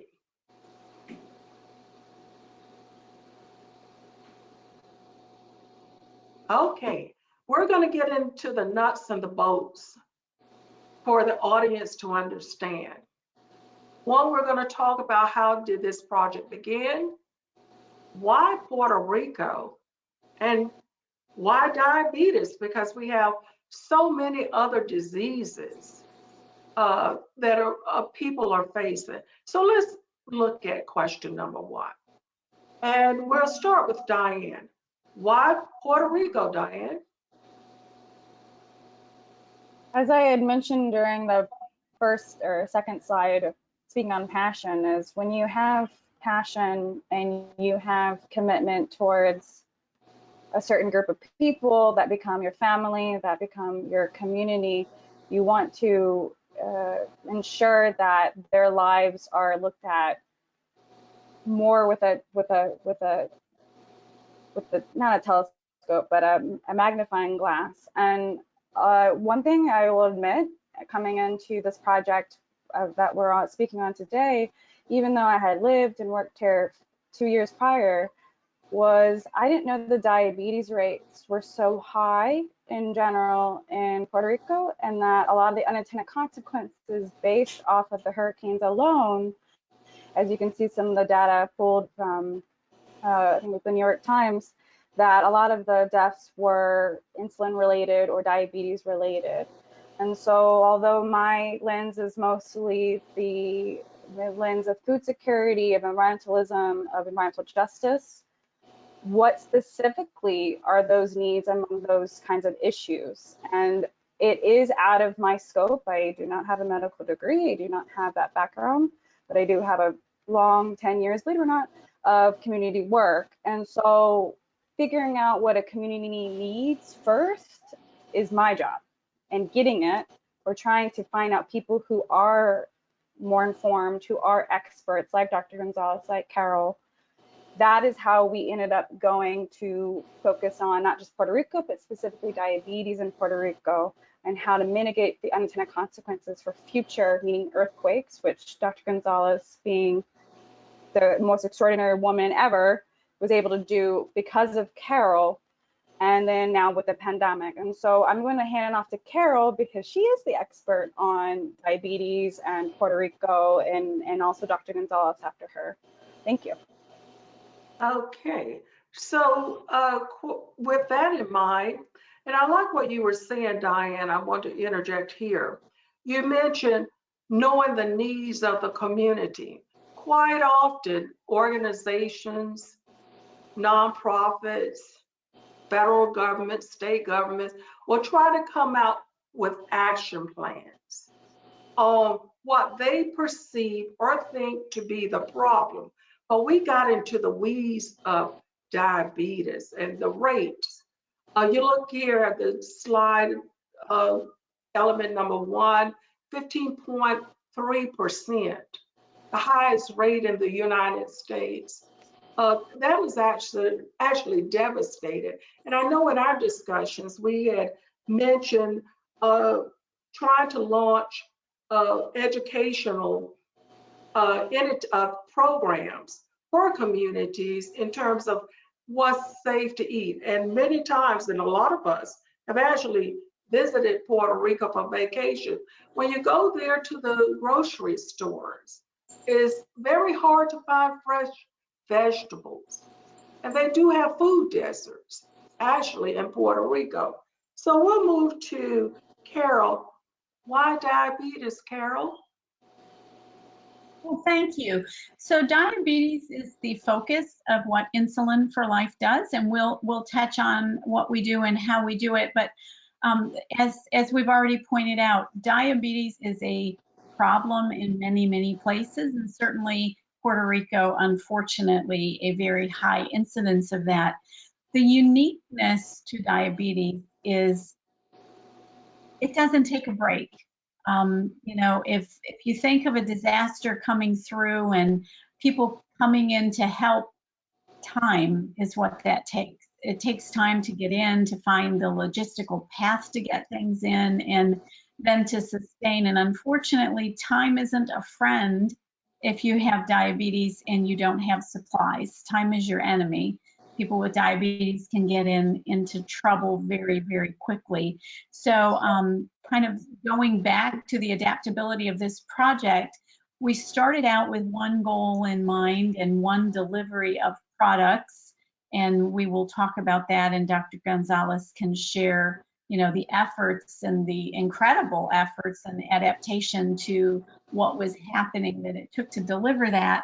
But then we also realized pre-positioning supplies so that they had them available and on hand before another crisis came along was also another key point to trying to get ahead of the disaster and holding some things back so that when a disaster struck, supplies were already in place and we could replenish those, but always making sure that things were there and ready and not being held up and delayed due to just logistical challenges because of an ongoing disaster.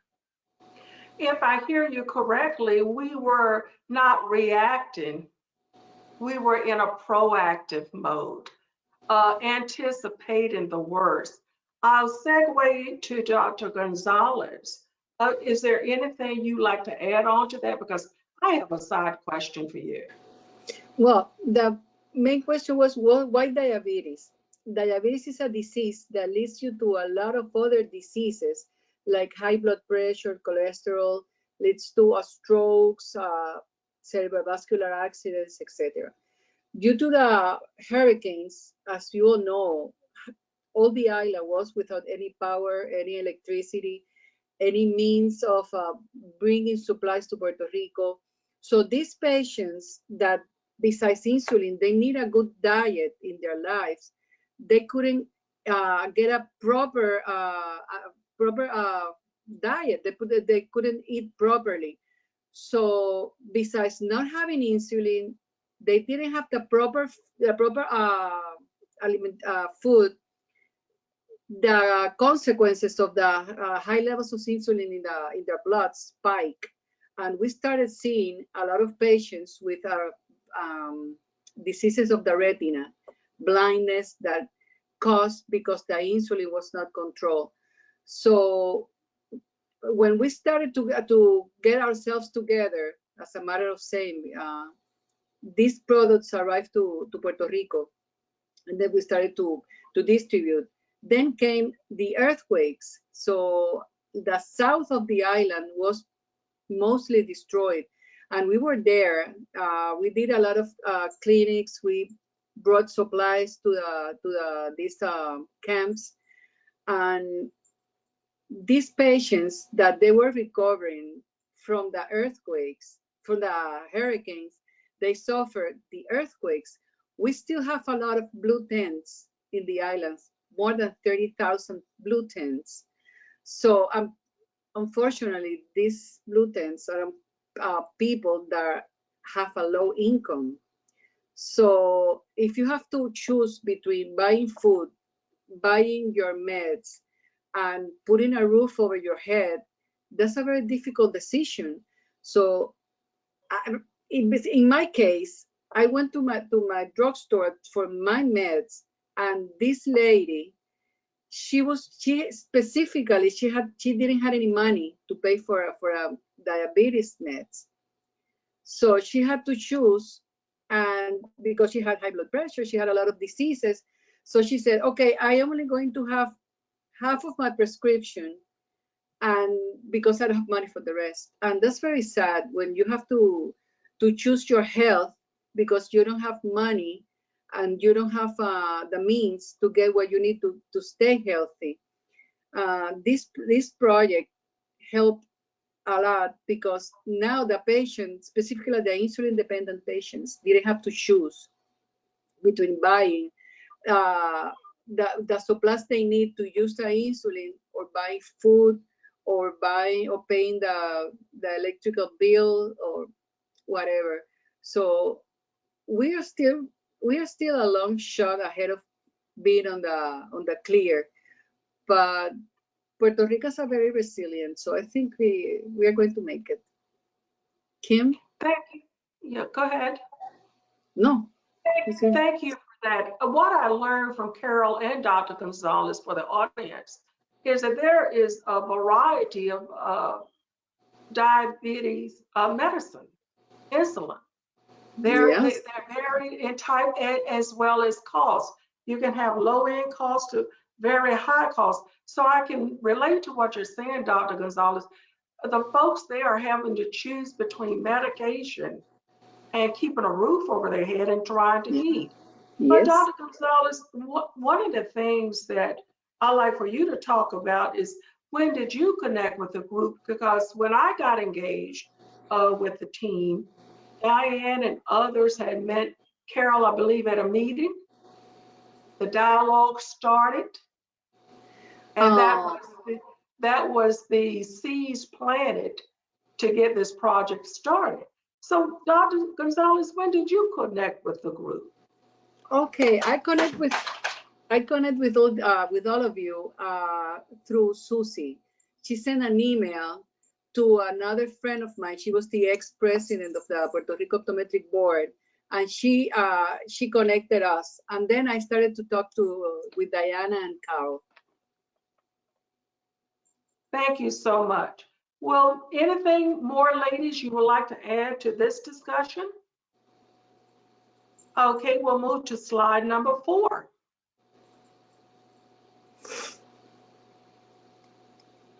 Okay, here, we're going to turn this primarily over to Carol.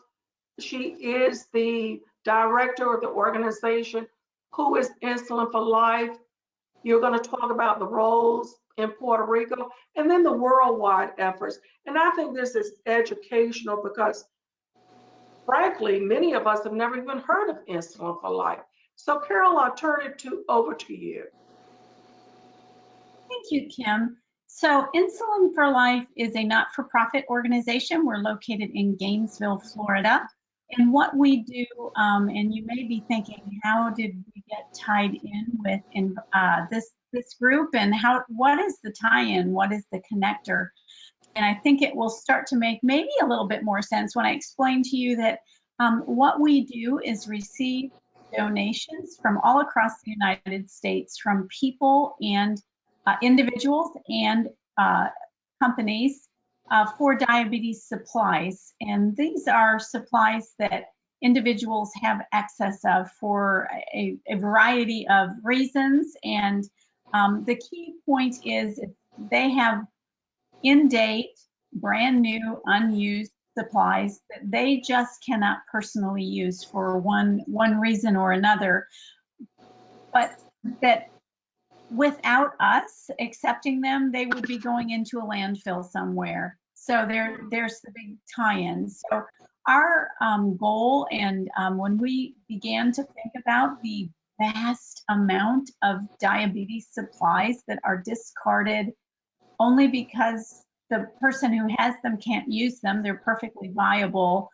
We launched our operations in 2012, and we have a drug license and the ability to accept these donations. We look at them very carefully. They're gone through a inspection process. Everything is stored properly, and we redistribute that to licensed healthcare providers to give to those they serve for free of charge. The important part of that is Insulin for Life doesn't get in between the person with diabetes and their healthcare provider. Instead, our goal is to strengthen that relationship and actually build an incentive for people. As we've already learned, sometimes you're making a choice between medication and food, or a roof over your head, or needs for maybe your children or loved ones.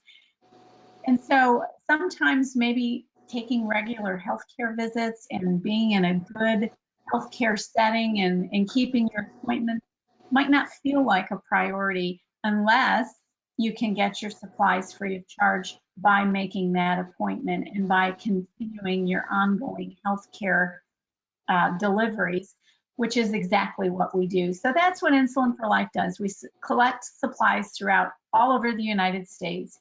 We redistribute them. We currently, beyond disaster response, which is kind of the niche that this program fit into, but we also work internationally in 16 countries.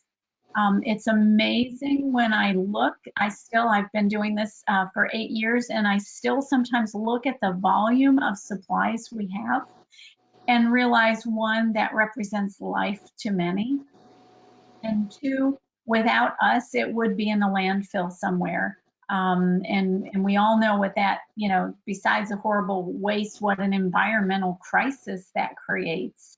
And it's just very discouraging to think of the viable resources that can save a life ending up in a landfill. So that's what Insulin for Life is in a nutshell. We would invite you to visit our website and connect with us, but that is what we do, and it's just a real honor to take excess and supply it to people without access, and therefore improve lives all around the world. Thank you for that. Now, could you discuss your role in Puerto Rico? Sure. So Insulin for Life became very active in disaster relief. We've always done a little bit of it, but in the hurricane season of 2017, I think that's one, if you're in disaster response, you're familiar with. It was a crazy year. This year hasn't been much better, but we really got active as in Texas when the first hurricane hit there, and then as we saw Irma first and then Maria devastating Puerto Rico and the surrounding area. Insulin for Life worked extensively in Puerto Rico following Maria. We partnered with some healthcare providers and were really able to provide a very large amount of support. So we were already familiar with the needs, familiar with some of the diabetes community, so to speak. So when this project came up, it seemed like a natural tie-in to maybe work with a different group, but in the same setting, doing very similar things. Thank you for that. You had mentioned, Carol, the worldwide effort in all these countries. Did you want to say more about that? Because I had a question about the number of volunteers, employees that you have. Thank you. So again, that's another exciting part. As I say, we've been doing this for 8 years. We currently just now have 4 full-time employees. In a non-pandemic setting, we can expect 59, 60 volunteers annually, donating a little time here and there. And we have, of course, 8 volunteer board members. When I look at the volume of what we accomplish, and as Kim and Diane have alluded to, as a not-for-profit, our work is funded by generous donors and some grants that we secure, but oftentimes we find ourselves helping governmental entities and being able to provide, we talk about the value, the life value of what we have, but the monetary value is tremendous. It's all in the news how expensive diabetes care is. So I'm not sure I found on that, but so a very small staff to get a lot done. It's pretty exciting. It's amazing with so few working, whether they're volunteers or paid staff, what you're able to accomplish. I know that I wrote an article for Fish and Wildlife when the first ship went out, a cargo ship of supplies, and the amounts of things that you delivered, pallets on a cargo ship, that's just astonishing. So I'd like to ask you, I think we don't have any more to say for this slide. Anything you'd like to add, Carol or Dr. Gonzalez? No. All right, we'll move to slide number 5. Okay, here we have some images, August of 2017, comparative speaking to 2010, 2020. And so I will ask Dr. Gonzalez, who's actually a resident, born, raised in Puerto Rico, to talk about this here. What was it like in 2017? Well, if you see pictures, if you have seen pictures from the Hiroshima bombing, it was the same outcome. You could see all the trees torn. You didn't get to see any leaves on the trees, the houses, the panels, they were twisted in ways that you couldn't imagine that the wind could do that. The destruction was horrible. We stayed, in my case, without electricity for almost 2 months, but we have a generator. There's a picture of the island taken with a satellite that you can barely see the island at night in the ocean because there was no electricity at all. So there was no food. There was nothing to eat. I mean, nothing healthy to eat. I remember the first time I saw a lettuce in the supermarket, I could almost kiss the floor as the Pope because there was nothing to eat, only canned food. There was nothing healthy to eat. You couldn't see patients because there was no electricity. You couldn't deliver glasses. You couldn't. There was no internet. There was no communication with the outside world for days. People started to get desperate because they couldn't talk to their relatives, to the loved ones outside of the islands. The communication between the roads were obstructed with the trees, and it was horrible. You can only imagine the total destruction of Maria if you've been here. We cried a lot because you couldn't imagine how something that was so beautiful, so greenish, so lush, all of a sudden, it was like something from above us bombed us, and there was nothing left to grab. But as I said before, Puerto Ricans are very resilient. We started to work. Help started to get from the States, from FEMA. And we started to get on our feet. When everything started to get up, when we started to get up, we started with the earthquakes. I don't know if you knew, we had a meteorite on February. We have the floods from the Isaias tropical storm that devastated the West Coast. We have the pandemic. this is like the Jumanji game. I don't know in which level Puerto Rico is right now, because we have everything on the disaster list that you can imagine. I think that the only thing we are missing are volcanoes and tsunami. Right now,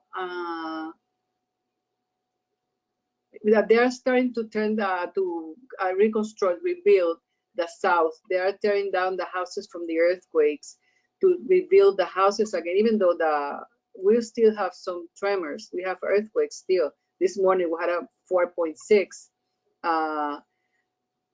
But people is like getting used to, and they know that they can't stop to wait to see what happened. People know that they have to move on, they have to get on with their lives, and they have to get used to, because this is our new reality. We have to work with what we got right now.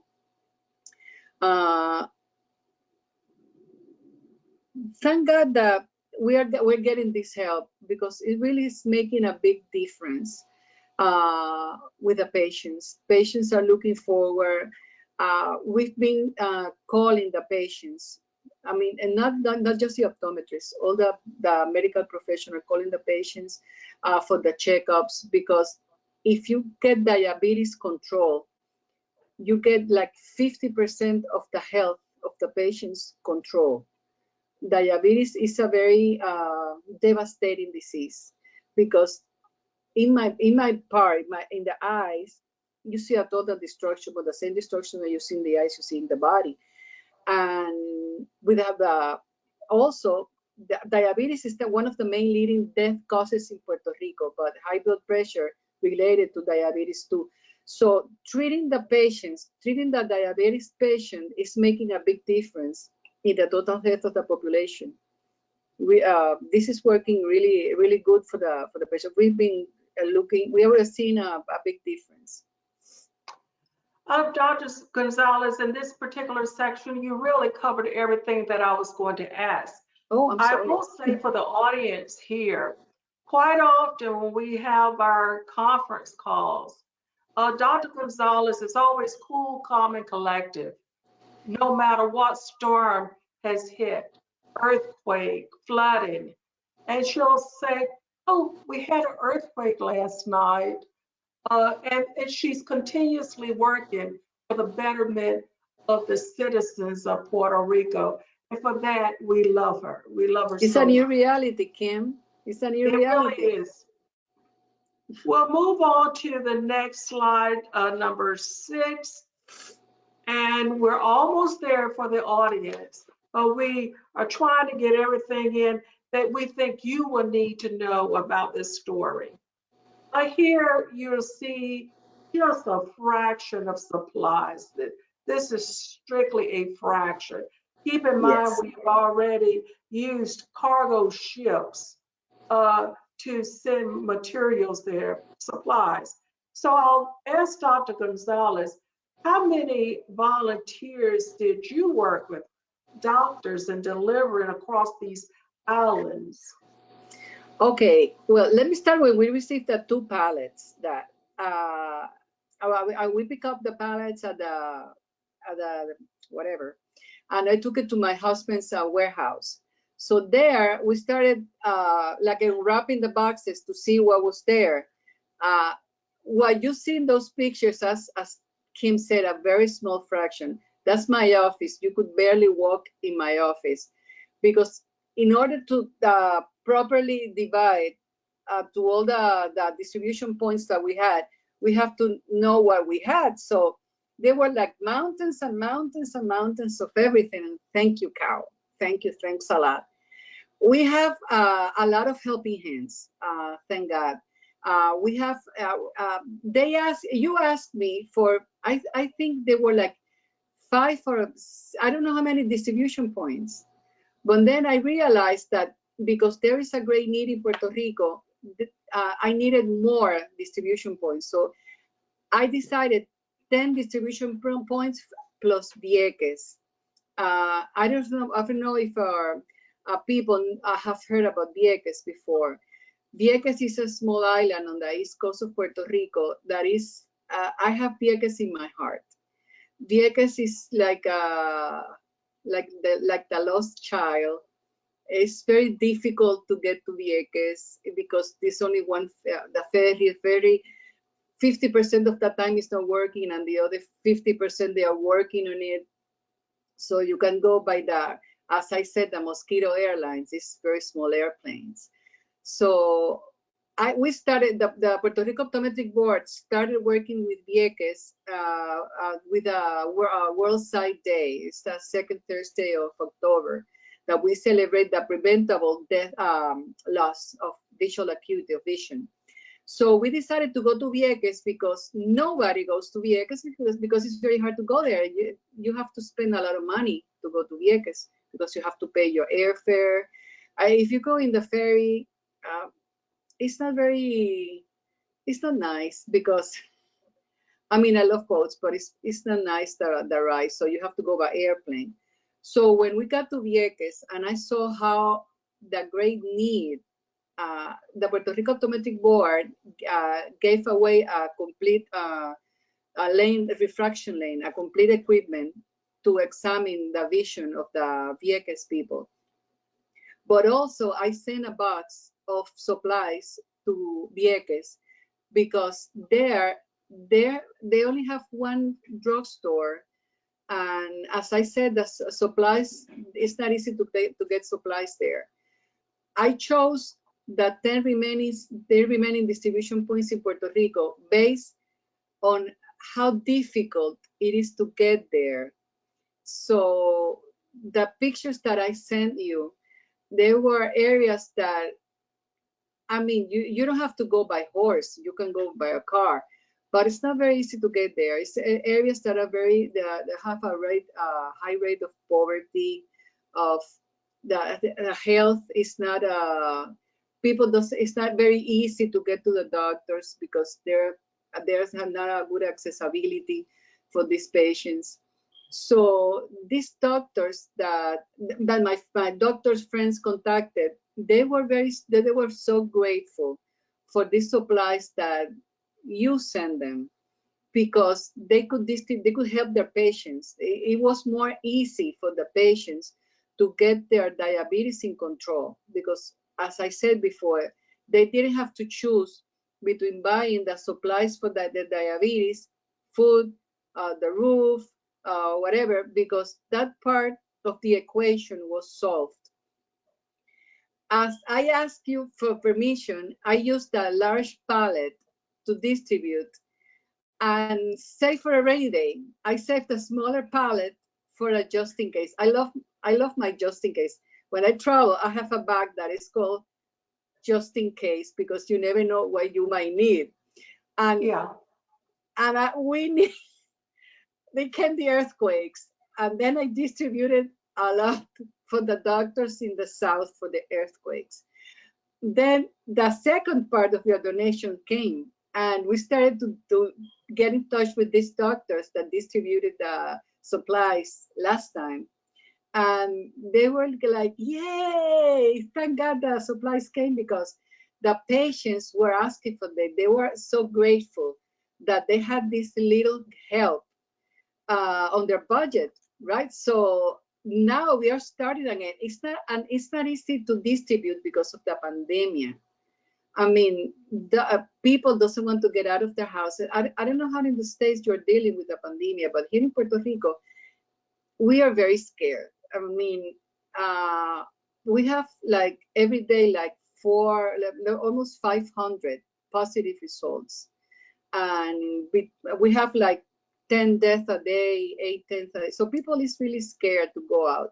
So we are working with the pandemic and the distribution on I have this box here. You open the door, I lift the box, and I get into my car, and then you spray the box with alcohol, and then because everybody's like sort of scared, but people is willing to receive the supplies again. Dr. Gonzalez, thank you for that in-depth discussion. I will say this for the audience.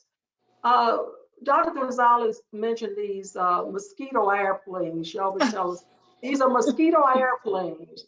And they're very expensive. And Dr. Gonzalez, each and every time she made a trip, and I think to 11 distribution centers, she paid those fees. Yeah. The same with Carol, the supplies, those were donated. So right now for the audience this is a demonstration project, you're looking at two different groups doing things on their own because the need of helping people. Oh, one of the Diane, picture, Kim, let me explain one of the pictures. We also Please. distribute supplies to the Diabetes Pediatric Foundation for the kids. So these supplies didn't get to adults. These supplies got to kids also. Great, great. Diane, was there anything you want to elaborate on? Yeah, so again, we can't thank you enough. You're working in such harsh conditions, and still you're doing that. So we'll move on to the next slide. And this is for the audience of how can you start similar projects in your communities? We're not talking about this one per se, but we're showing you how through collaboration, things can start. So I will ask Diane to start with this discussion. Thank you, Kim.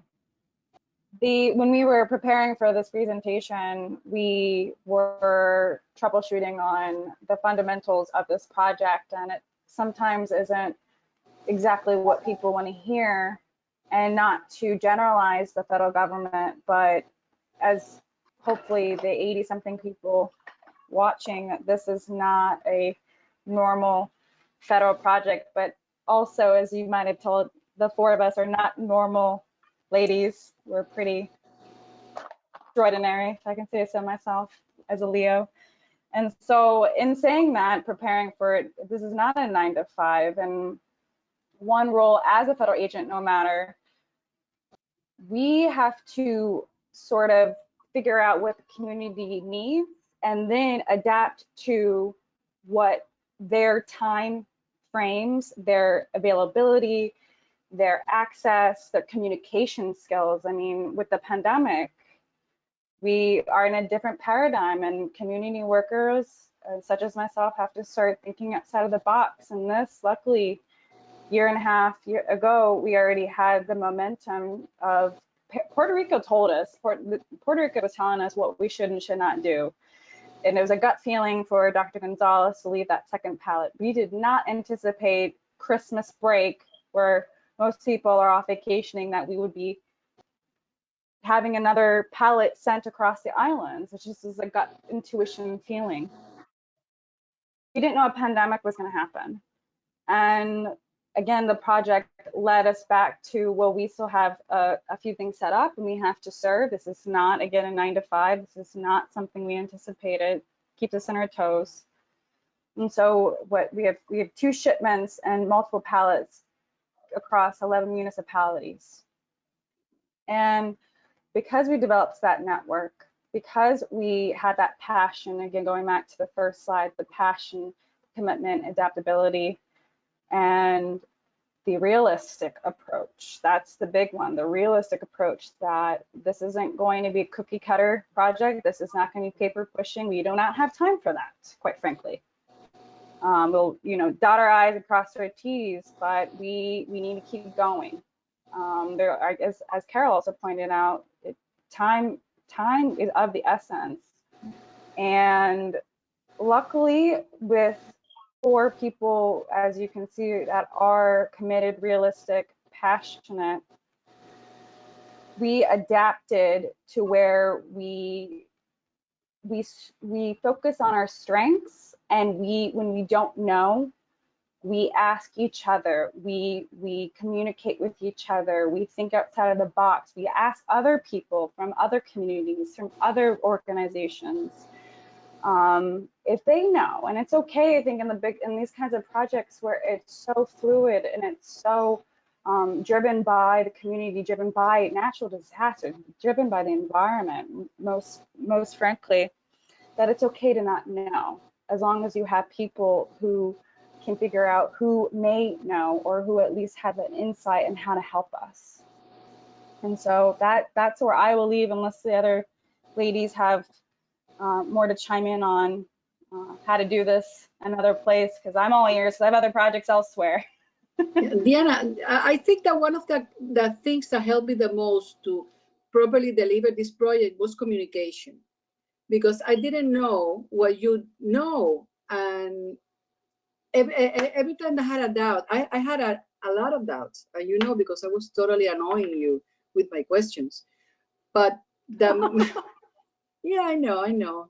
I Annoying one in this group. We all know it. I contacted you a lot because I had a lot of questions. The experience that when you're getting when you have a project like this, that there are people on one side and people on the other, the main key is communication and honesty. When I started the project, I started sending pictures of everything I was doing, because it is very important for the people that is donating these supplies to know that everything is properly distributed and properly handed out. Because I know that that they send the second shipment because these people, the donors, saw how I handled the first distribution. So one of the things that you have to be somebody who wants to have a project like this one is communication. You have to have honesty. You have to have everything crystal clear, so there are no doubts of what you're doing, so people feel confident of helping you a second time. Okay, Carol, was there anything you'd like to add to that? And I was thinking about here we have listed, develop your network. Yes. I mentioned from the offset, we were strangers. And so never engaged in no project at all. I didn't know any of these ladies. But Carol, was there anything you'd like to add on to the discussion? Yes, Kim, that was my point exactly, is developing your network outside of the norm. And you may say, how in the world do I do that? And you know, that's maybe the disadvantage to distance conferencing, but there are chat availabilities and you can hopefully get people's emails and texts. It was really in a break of a conference that Diane and I met initially and recognized a common passion. So Kim, I'm so glad you brought that up. Developing the network, a unique network. You know, I think that was here. We all come from very different places and have very different ways of doing things.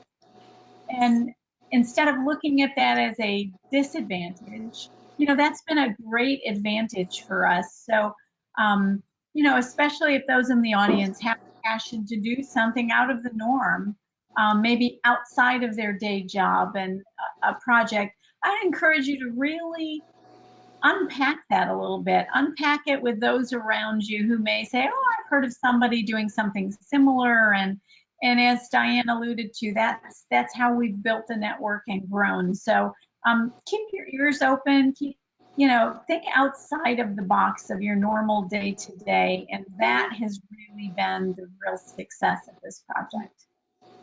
Also, it's very important to understand where you're engaging in a project like this or like any other project, is that this is not a project for 3 months.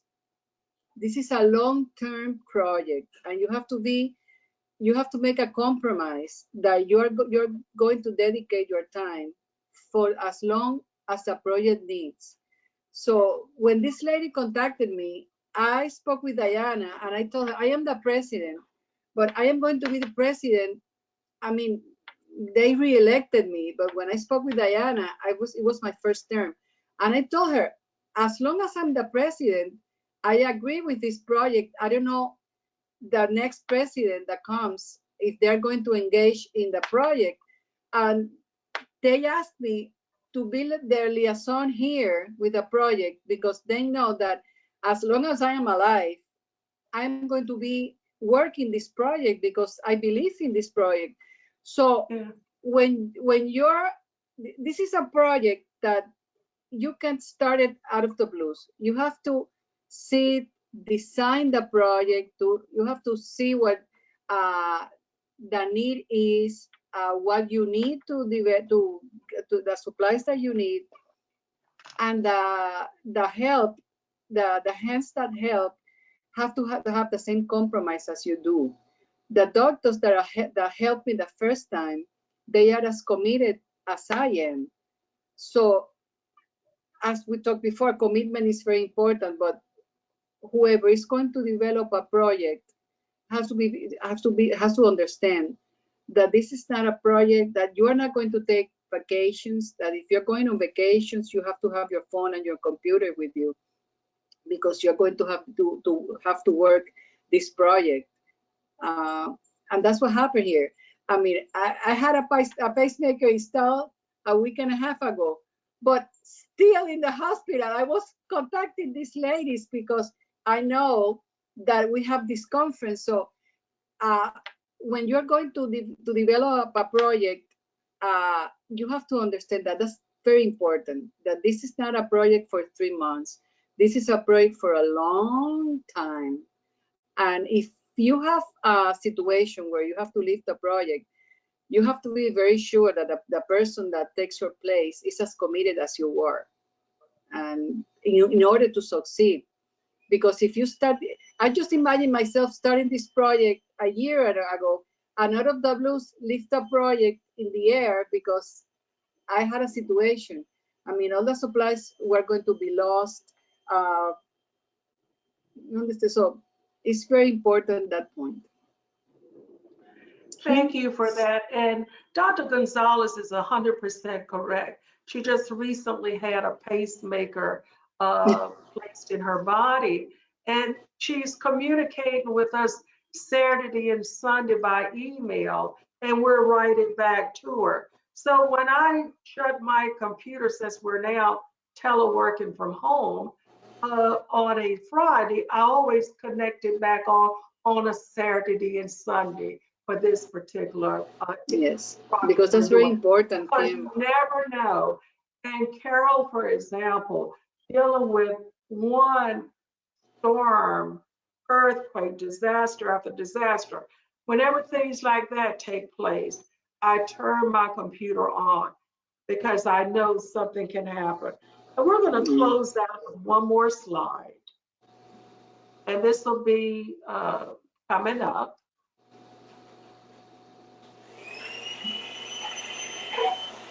Okay, this is an open discussion for the group. What resources, what challenges? I would say from where I sit, I found that language barrier was a problem for me. Trying to reach different ones on the island, and primarily if you call local government, so forth, Spanish is their primary language, and I don't speak it. I can't read the language. So I would say for those that are younger than me, it would be good to learn a second language. Spanish is going to be the number one language one day. And that being said, I found myself at a crossroads of not being able to communicate, and I did not want to inundate Dr. Gonzalez. Well, what does this mean? And I can't write, read, or speak the language. So that was a major challenge. Well, I'll turn it over to my colleagues here to give their insight. What resources? I think we chatted on that, but if you have anything more to add, please do so. Carol, I think that's your cube. You're the sugar mama on this one. Well, another challenge that I thought of when this project first started, there were a number of other partners. We started out with a team calls, and it took a while just to go through who's who on the call, even other federal agencies, and they dwindle off. But it did not stop us. Matter of fact, when I deal with a challenge, it fortified me to do more. It fortified me personally to say, what can I do? What can I give? And we do have some more things that we're trying to do to offer the community to expand our program. And for those that's on the phone, we are looking for folks that would like to help us in ways that they think they can. But we're not looking for folks just to be on a call and listen. I don't mean to sound condescending, but it agitates me when somebody will inundate their day having conference calls and nothing accomplished. So if you're a worker bee that can gravitate to our style, have something to offer, don't hesitate to call us. So ladies, anything else? And I think we got a closeout slide, and then we'll go into any questions from the audience. There we are. You see our names there. Lloyd Moore will post our actual presentation. And if you would like to hear from us, let us know. So I'll turn it over to Carol, our moderator.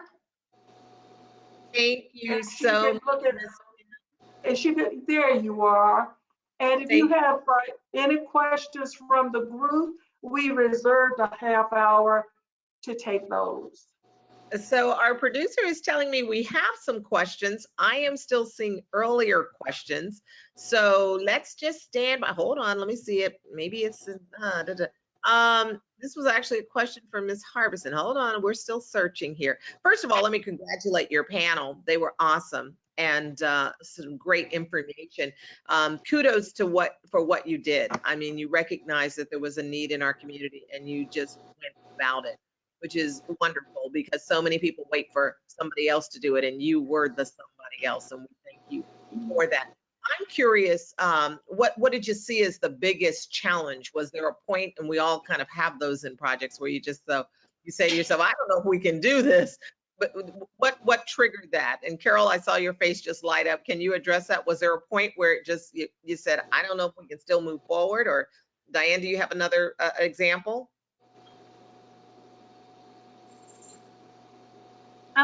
I'll jump in, and Diane, I'd really rather hear from what you have to say, but I think what Kim was alluding to at the beginning, the group was maybe a little larger, and sometimes we think the more people we have, the better it is. But it took us a while to hit our strides, so to speak, because we all came from very different places and maybe had different goals and different methods to get to them. So it just took us actually, it felt to me like it took a while, but when I look back and see what we accomplished, I think, wow, that happened really fast. So really getting to know each other and learning who the movers were and how we could get these moving parts going. And so I think just learning each other took a little bit of time. And we had to give ourselves the ability to do that. And all of us jump outside of what we normally did, and everyone had to adapt a little bit. And once we realized that, I think it was full steam ahead. Well, as Diana said earlier, you all are amazing, dynamic women, and I agree. I agree. Here's a comment. It says, or question rather, are health disparities in minority communities like Puerto Rico overlooked by the disaster preparedness planning officials? Should there be an EJ consideration in FEMA planning? Who wants to tackle that? Sorry, I didn't listen to the question. The question says, are health disparities in minority communities in Puerto Rico overlooked by the disaster preparedness planning officials? Should there be an EJ consideration in FEMA planning? Kim, do you want to try to tackle that? Is FEMA's at the table? Yeah, I'll start that. I am not in a position to say what the FEMA or others are doing. That is not for us to make that determination. In terms of the community being impacted, absolutely. There's no doubt about it. The island itself is 99% minorities. So there's no escaping the makeup of the organization. But I really don't think that we can look into what FEMA or anyone like that is doing when we have not had a dialogue or conversation. Okay, I can add something. FEMA has their way of working, and it's now our position to speak about how somebody else works, and they do a great job, by the way. But here in Puerto Rico, we start the help, but at some point, it's just as the project dilutes and they don't go forward. That's what I was saying, that when you're planning to start a project like this, you have to think on continuation. I mean, not just for the moment present. Just have a commitment of going on with the project, because that's the problem that we have here. We have great ideas, they have great proposals, and we start with a project, but something happens along the way that we go to something else. And Okay, good comment. We appreciate that. This next question I can answer. They say, where do I download the program? And it's an excellent question. We want you to do that. We need you to go to the NEJC. That's HENEJC.org. So go to that website. You can download the program and get lots of other great information as well. Let me see here. I think those are all the questions that we have at this point, but I definitely, I would love to just defer and ask each of you if you have any other final thoughts as we're rounding out. We close out at 12:30, but if we finish a little bit earlier, we'll let folks go to lunch and then prepare for our 2 o'clock program this afternoon. Any closing thoughts from you ladies? I will give one. I don't think we elaborate a lot on the preparation that Carol has to do in terms of transporting from Gainesville, Florida to a cargo ship. And we did this twice. And we didn't have time to talk about that. So there's a lot of other workers behind the scenes that is moving these big pallets from Gainesville to a cargo ship, and the cargo ship traveling through a storm. We didn't go into that. So this was a really first of its kind. There's no project within the IWG like this, none whatsoever. And so I really hope that we can move forward and create other demonstration projects that are actually providing deliverables to communities of need. Gotcha. We've got another question comment here I want to get in here because it's a good one. It says, how did you break up the needs when it seems that the need for diabetic community members was so great? Healthy food, medical, the sanitation. And they said, congratulations on a job well done and still doing. You ladies are to be applauded. That came from Cheryl Stows. How did you break up the need when it's so great? That sometimes can feel overwhelming. Diana? I saw you nod your head. Again, I don't have a poker face. Clearly I would lose. The idea of environmental justice work where I've lived here, I've lived in many places, I've seen many things and across the world, and I can say, oh, I think that's a need. And in the end of the day, Some said, no, I actually really need fish. I don't need a sink. I don't need this. And throughout my career, I've been trained, I think, to learn first and sit with folks by being in Puerto Rico, by seeing people's lives of what they actually need, and going with that first versus, and I think Dr. Gonzalez really made a good point, you shouldn't have to choose between food and medication.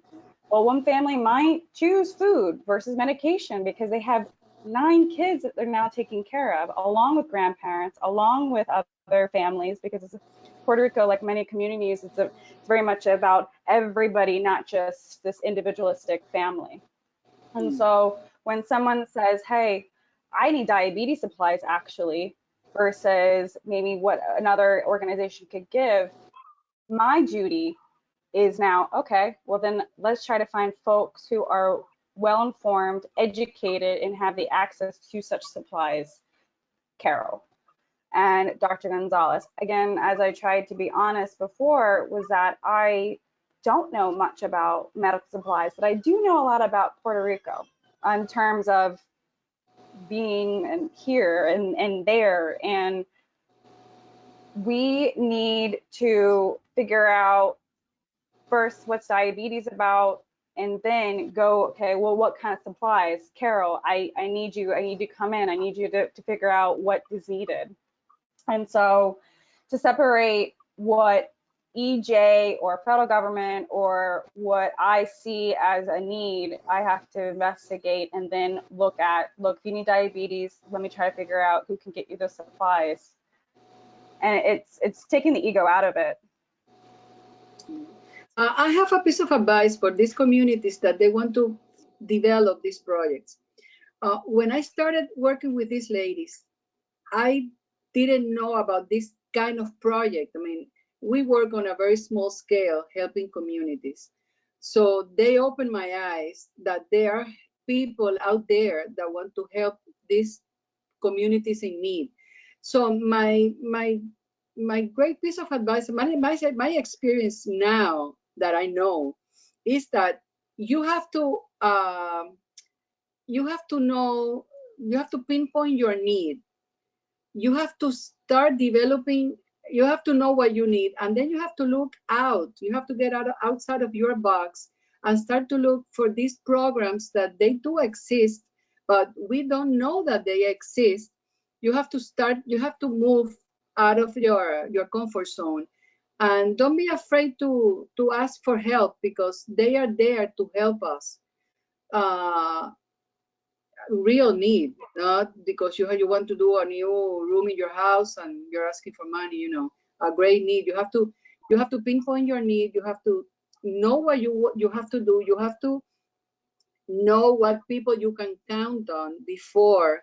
You have to plan everything, and then start to look out for these organizations that they exist and they are willing to help. Good advice. Very good advice. Any others with any closing thoughts as we're winding down this afternoon? No. I want to say something before we close. Sure. Now, publicly, I want to thank these great, amazing ladies that they contacted me, that they wanted to help me help Puerto Rico. I am really, really, really grateful, and I wish I could give them a round of applause, because they really do deserve it. They work a lot. They are amazing, amazing human beings. It's you. I told you, federal government is going to take all the applause for it. But without these ladies, I couldn't do anything. They are the motor behind the wheel. The collaboration, and that's what we spoke about in the very beginning, and you all have done an exceptional job in sharing that and walking us through it and showing us how it actually worked. Yeah, but they are the most important part of this project. I think you all equally share in that. Thank you so much for agreeing to tell the story here today. Kim, as always, a fabulous moderator. Thank you so much for your leadership within the federal government. We appreciate that. And ladies, we invite you to stay tuned. We're going to be breaking right now in a moment or two here for lunch. And then after lunch, we asked you all to come back at 2 o'clock for the continuation of our panel discussion at 2 o'clock. Again, we've shared the website where you can go on and you can actually download the program booklet for your reading and read more about our panel members and the programs that they are conducting and working in. Again, at 2 o'clock, we'll be doing federal government capacity building, training, and technical assistance for vulnerable communities and natural disaster preparedness, response, and/or recovery. So you might want to read about that before we come back. I've told you about the website where you can go and find the complete program. We invite you to pay close attention to some of the ads that are being played during lunch of our sponsors. Our sponsors make it happen, and we appreciate their support in the sponsorship of this particular event. We're glad that we were able to do this virtually. Sure, we would have loved to have been in Washington, D.C., but we first believed to put the priority of our health first, and then we'll get to the business of hearing and sharing this information in the new format. So thank you for joining us virtually. You guys have been a great audience so far. We'll see you back at 2 o'clock. Enjoy your lunch and enjoy looking at our sponsors. Thank you, sponsors.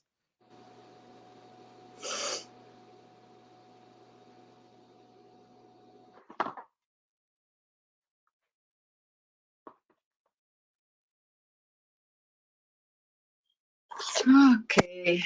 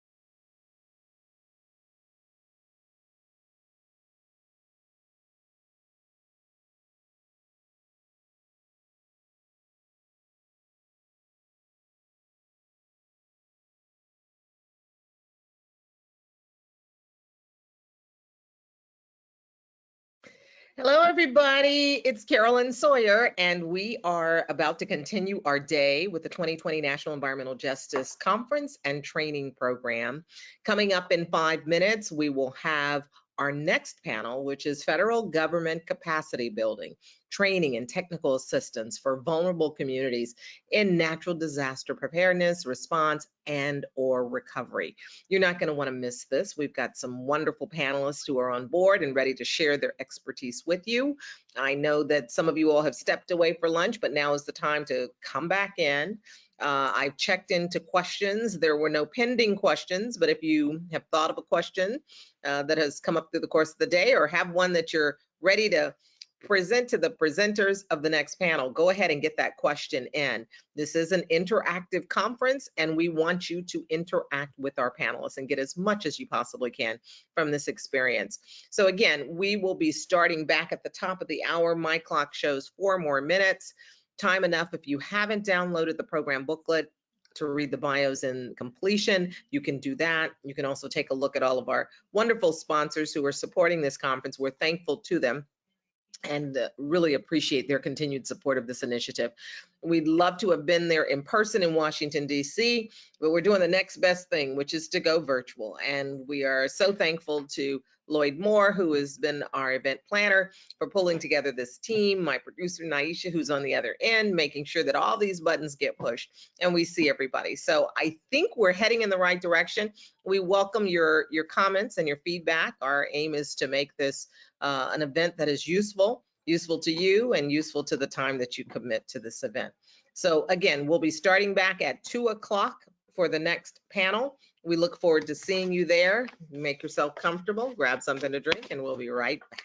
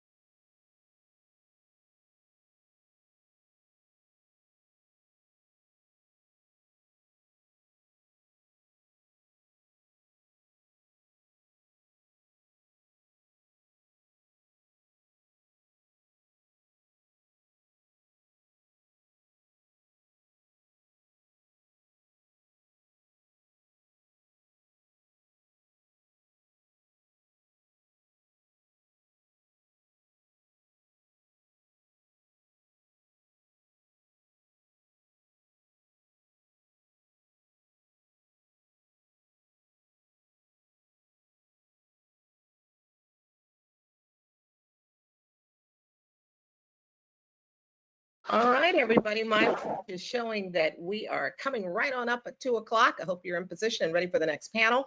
Our panelists are standing by and ready, and we want to go ahead and bring them in preparation for their presentation. I'd like to welcome our first panelist, who is Joseph Chip Hughes, Jr. He is the Director of Worker Training, the Worker Training Program at the National Institute of Environmental Health Services, and the chair of the EJIWG EJ. Don't you love all the alphabets in the Government and Natural Disasters Subcommittee? We welcome Mr. Hughes this afternoon to begin our panel discussion. We also want to invite back Marcia Minter. You met Marcia earlier. She's Associate Director of the Office of Environmental Justice for the U.S. Environmental Protection Agency in Washington, D.C. We welcome her back for this discussion. Hey, Marcia, how you doing? And then Matt Campbell, he is the National Coordinator. Hi, Chip, how you doing? Doing great, Carolyn, doing great. Thanks for joining us. Matt Campbell is the National Coordinator. Hi, Matt, for the Community Planning and Capacity Building Recovery Support Function. That's part of the Federal Emergency Management Agency. Happy to have you on board as well. Please welcome Dr. Cheryl Levine, who is a Senior Advisor in the Office of the Assistant Secretary for Preparedness and Response. That's at the U.S. Department of Health and Human Services in Washington. And last but not least, we have Sharon Beard, who is an industrial hygienist, worker training program with the National Institute of Environmental Health Sciences. So we've got a great panel and we're ready for some wonderful questions from our audience so that our discussion today is interactive. But I am going to step aside and let you all start talking. Welcome, everyone. Thank you, Carolyn. This is great. I love how you got us to like walk out on the stage. You know, we could have a little background music with it, but no, that's okay. Yeah, we wanted to really be part of the EJ conference this year because we've been really trying to work and focus on disadvantaged communities with respect to disasters. And with the COVID situation, our work has gotten even more important. And also more important because we actually are federal employees trying to be there for you, for communities, in terms of disaster preparedness, response, and recovery. So I think, Kenda, you're the controller of the PowerPoint slides. So you want to kick us to the next one? I think. Yes. Hi. We wanted to do a kind of quick overview. I was going to tell you a little bit about our committee that we have. I was going to start off with Marcia talking about the Interagency Working Group on Environmental Justice, the IWG-EJ, and we will continue to assault you with acronyms. So anytime somebody says an acronym, I don't know, put a quarter in the jar or make sure you ask us what that acronym means. As Carolyn did introduced all of us, I won't go through that again. I think the bios are in the book. Next slide. Yeah, and this is our agenda.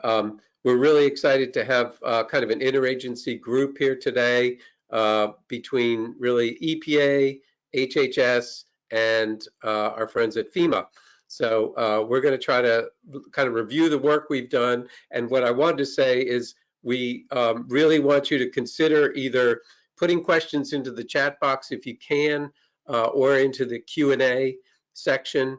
And we're going to do our best either to answer them as we are doing our presentation, or if we have time to have a bigger session interactive at the end. The first thing that we really wanted to do was get a sense about you, who you are, and what your interests are. So we actually had 3 or 4 poll questions, I think, to start. And again, I guess that's on Kenda, our support person. We're going to open this poll up for you, and we had hoped that you could give us kind of your answers. The first one is to let us know who you represent. So we have either a community member, an indigenous community, a nonprofit or grassroots organization, academia, or government, federal, state, local, tribal, SLIT, and territorial. So that was our first one. Ken, I think we go to our second one. Yeah, Chip, I'm just watching how many percent we have voting. Okay, yeah, I wasn't sure how we were doing this. No problem. Give everybody about 10 more seconds. We're at 45% now. Okay, that's good. Anyway, please, as everybody is saying to you, please vote. It's really important.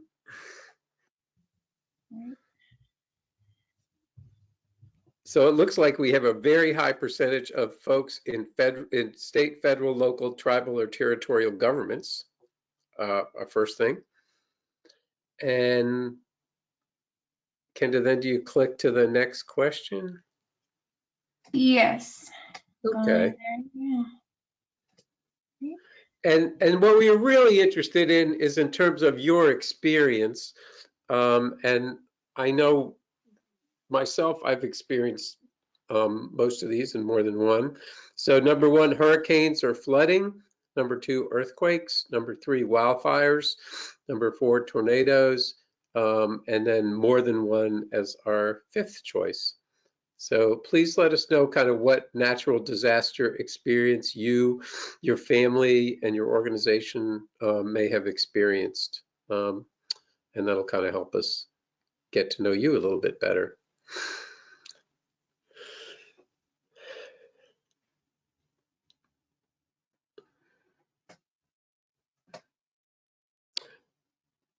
It looks like hurricanes are winning, and of course more than one. And yeah, less on wildfires and earthquakes. So maybe we have fewer West Coasters here. But interesting, thank you.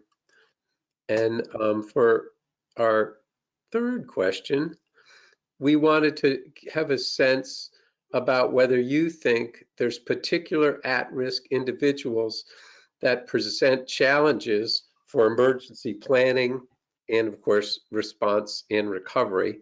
So we have older adults and people with disabilities, infants, children, and pregnant women, people experiencing homelessness, people with limited English proficiency, and people with chronic health conditions and behavioral health conditions, behavioral health needs. So give us a sense about that, about the most at-risk individual group that you may be concerned about with your program, with your agency, with your community. And thank you for that. About 5 more seconds. Okay.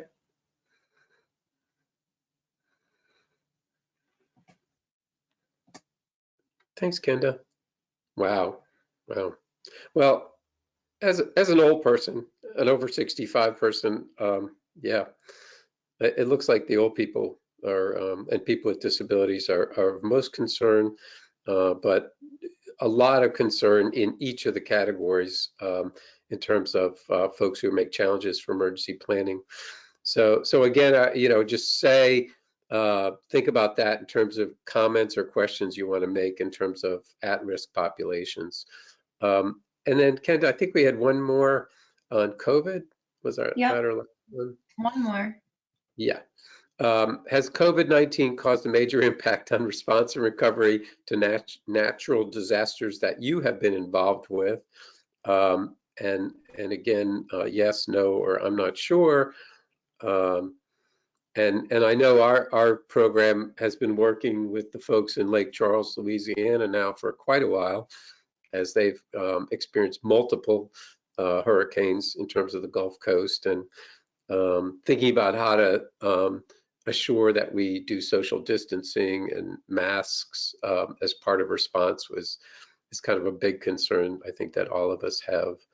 So yeah, we'd appreciate your response on this one as well.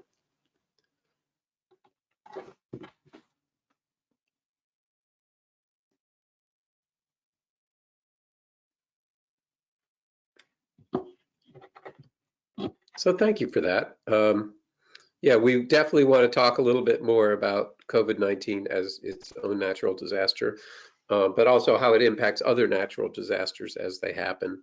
So the panelists, we just want to give you thanks for sharing with us.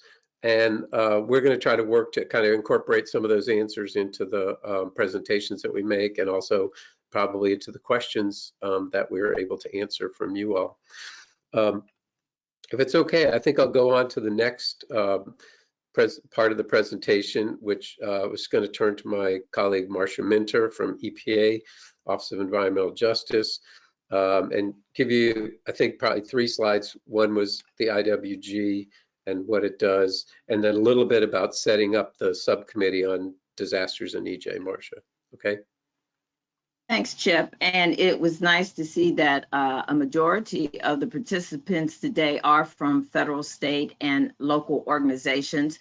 So that's what the EJ IWG is all about, that collaboration between all of those levels of government.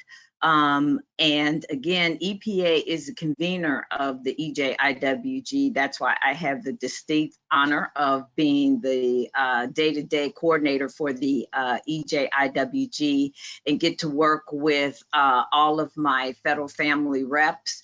The IWG, it's been around for 25 plus years. Some years we're more active than other years, but back in 2011, the 17 federal agencies, they came together, they made a commitment to addressing environmental justice, and they signed an MOU. So since that, we've been kind of geared up and ready to go. As I said, I have the distinct pleasure of working with my counterparts in all of the 16 federal agencies. And it's always nice because that's my gateway. Communities don't segregate their environmental issues like the federal government does. If they're having a housing issue, if they're having something dealing with natural disasters, health issues, they can look to the EJ IWG is coming together as one place where they can get to the various agencies. And that's what the EJ tries to do, that jointly and collaboratively work together and leverage the resources that we have to address these EJ challenges.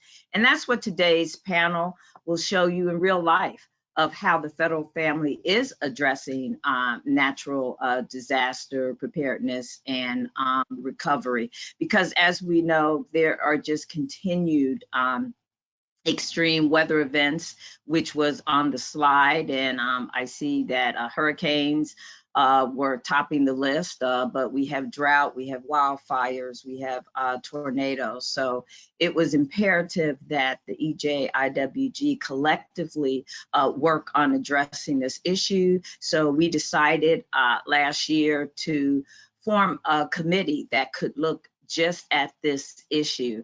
And with a little nudging, Chip agreed to head it up.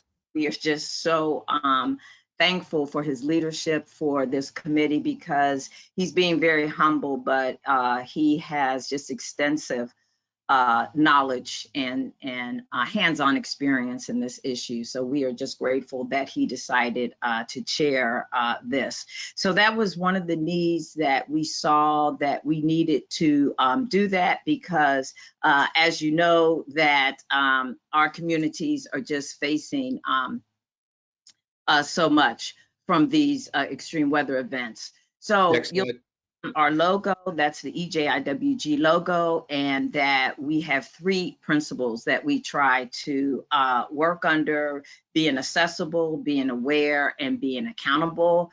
When we talk about accessible, this is one of the ways that the EJ IWG tries to be accessible by sending out our listservs, by making sure that our agency's web contents contain all of the activities that the agencies are doing around environmental justice. We have trainings, town halls that Chip is going to talk about, that what this committee is doing. We have a public participation committee. So these are all ways that we're trying for the federal family to be accessible to our communities, advocates, and our other stakeholders. The second big area is being aware. That's why we wanted to start this committee, because we were aware of this emerging issue, and the IWG wants to keep abreast of these emerging issues. And then also that this conference has highlighted a lot of the areas that the IWG is working on. Like this morning, you heard about our youth engagement. Later on, you'll hear about the NEPA committee, the National Environmental Policy Act, activities in Title VI. So this conference has always been a great platform for the IWG to show the areas that we're working together on. And then the last area is that accountable. And federal agencies are required to have an environmental justice strategy and to submit their reports, their progress every year, and that information is contained on our web pages. And so that's where you as private citizens can hold us federal agencies accountable to make sure that our strategies are up to date. We are showing our accomplishments and opportunities for you to see who that EJ representative is at those various federal agencies. And again, all of this information can be found on our various web pages, but the central link can be on epa.gov / environmental justice interagency working group. So with that, thank you, and you can take it away. Wait, next slide. You have to tell about why you set us up. Oh, I think I thought I had added is one of the reasons, because we saw the continued devastation that these natural disasters were doing. And so that's why we collectively decided to form the Natural Disasters Subcommittee. And as I said, this is just one of the focus areas that the IWG is focusing on. And as Chip is the chair, it's just going to give you a little more detail about the various activities that they've been doing in the last year. Great.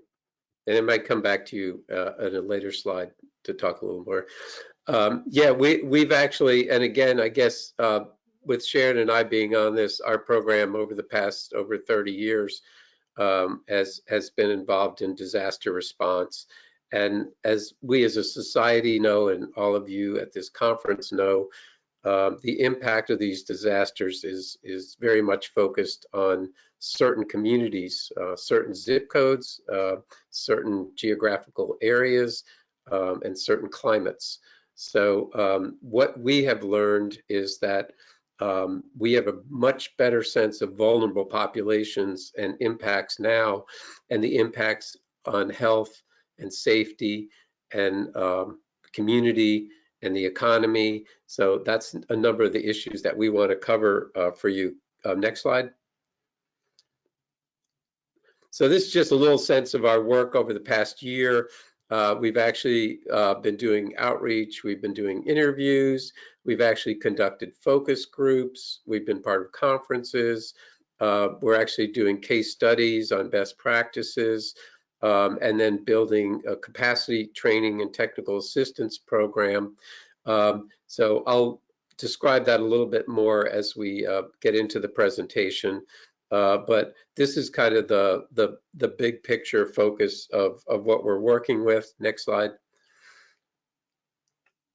And then again, these are the agencies that are part of our group with the whole alphabet soup. And most specifically, I think our focus is more on health. So HHS is a big part of our group.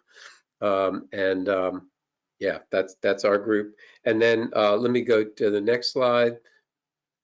I'm going to give you a quick.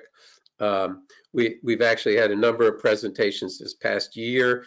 And of course, ironically, that conference on April 22nd didn't happen, but here we are anyway. And then we actually had a big town hall meeting in Jacksonville, Florida with the NEJAC, which, Marcia, oh, another acronym, National Environmental Justice Advisory Council, which is a really good group to know about. And we actually work closely with them. They're an advisory council to EPA, and we're planning more activities jointly with them. And next slide. I just want to quickly kind of give you a sense of what we've been looking at and what we've seen as issues. And I'm going to break it down into preparedness, response, and recovery. But again, on the slide, you can sort of get a sense, and maybe, you know, hopefully for all of us, we've gotten a lot better at this than we used to be, because we know what the impact is on our homes and our communities. But again, I think, you know, how you do a community resilience assessment for a community with respect to climate change. I think we're all very much more aware of that, but we also know that there is not the level of sensitivity in emergency responders to understand the needs of communities. So in terms of vulnerability assessment and resilience assessment, we know that that's really important for individual communities to do. Next slide. Also with respect to preparedness, you know, we've attempted to build training programs both for emergency responders, for volunteers, for community members, and also to focus on disaster hotspots that we know are regions that are most impacted. And then we've also been doing exercises between state, federal, and local agencies, and also coordinating with FEMA and other federal agencies. So each of these issues are big beyond us in terms of having integrated training and action and response. So these are ones that we know we still need to work on for the future. Next slide. In terms of response, I think, you know, going back to Katrina, coming forward to Maria, you know, the integration and communication and input from vulnerable populations, I feel like for all of us is a major issue that we know that we can do way better on. And again, with this conference, I probably don't need to review too much about that because we know what we've seen with our own eyes, and most importantly, how we start to integrate recovery into response. We know that that's all, the National Recovery Framework, NRF, which is a whole nother government document and program, is something that we need to build into every response and build it in earlier into the response. So those are kind of the issues that we've looked at that we think are really important to consider. And you know, probably the biggest one for us as HHS and the Public Health Service is the environmental health issues that are created by natural disasters, be it exposure to chemicals, be it exposure to pathogens and viruses, or be it mold or debris or air pollution. Those are all giant issues that impact communities ongoing for a long period of time. So that's another area. If I could just get to the wrap up slide and ask Marcia to come back and help me a little bit. Maybe each of us could talk about our findings, because what we've tried to do preliminarily is sort of wrap up what we see as major themes, and I wanted to share them. So Marcia, do you want to do like the first couple and then I'll do the next ones the way we did? Or how about I'll start? Oh, I'm sure you're muted. Yeah. That's right. As Chip said, that for the last year, his committee has been talking to people, has reached out to practitioners in the field, had the town hall down in Jacksonville. And so this is kind of a summary of what we're seeing so far. As you see, the first four, the first one dealing with, as we've talked about, that that it is more pronounced before, during, and after natural disasters. We have to be there being proactive in addition to being reactive. And a lot of times the second point is that people always hear about the major disasters, the hurricanes, the drought, but these disasters are occurring, unfortunately, at a very fast pace across the United States. And so we're looking that is also something that we have to be aware of, that disasters are happening at all levels. And then being prepared, as Chip mentioned, that's getting the word out, seeing what resources are available.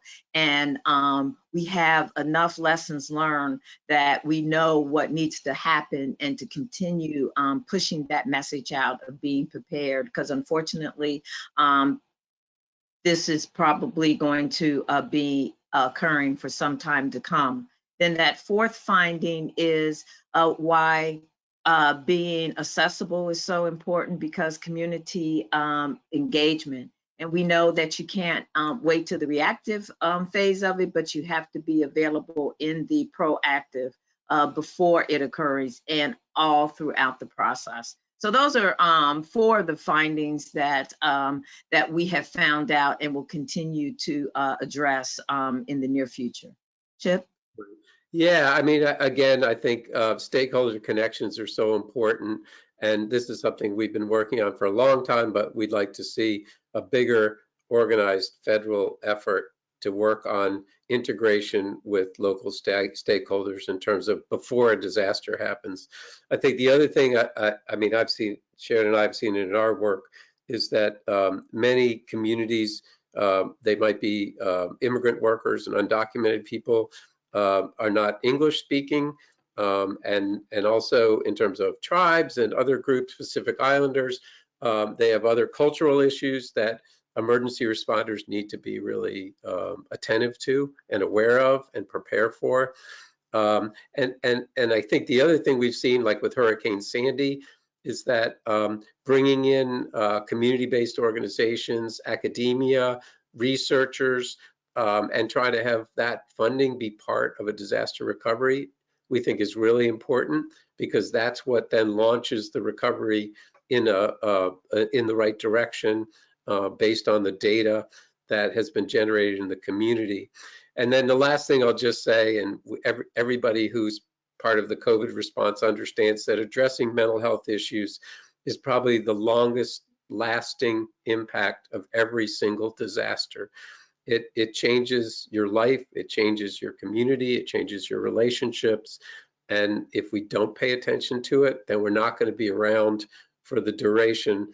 And I can definitely say this for COVID right now, there's no way that we need to have anybody get COVID fatigue at this point, because you know, disasters are really marathons, they're not like sprints. So we know each time when we go into a disaster, and many of the ones we've worked on, from the World Trade Center onto Katrina, onto Harvey, Maria, Sandy, they've gone on for years. And so we need to be able to make sure we address that in the beginning to be concerned about long-term mental health needs. Next slide. I think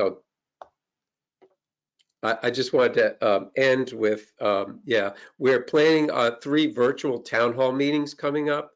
And again, we'll make sure that we get out to everybody who's a member, a participant in this conference, the information about these town halls. But as you sort of saw kind of where we're going with, you know, what our findings are and what we've learned and what our recommendations are, we want to do outreach on a geographic basis. And we're planning these virtual town hall meetings coming up in the next few months. So more on that coming up.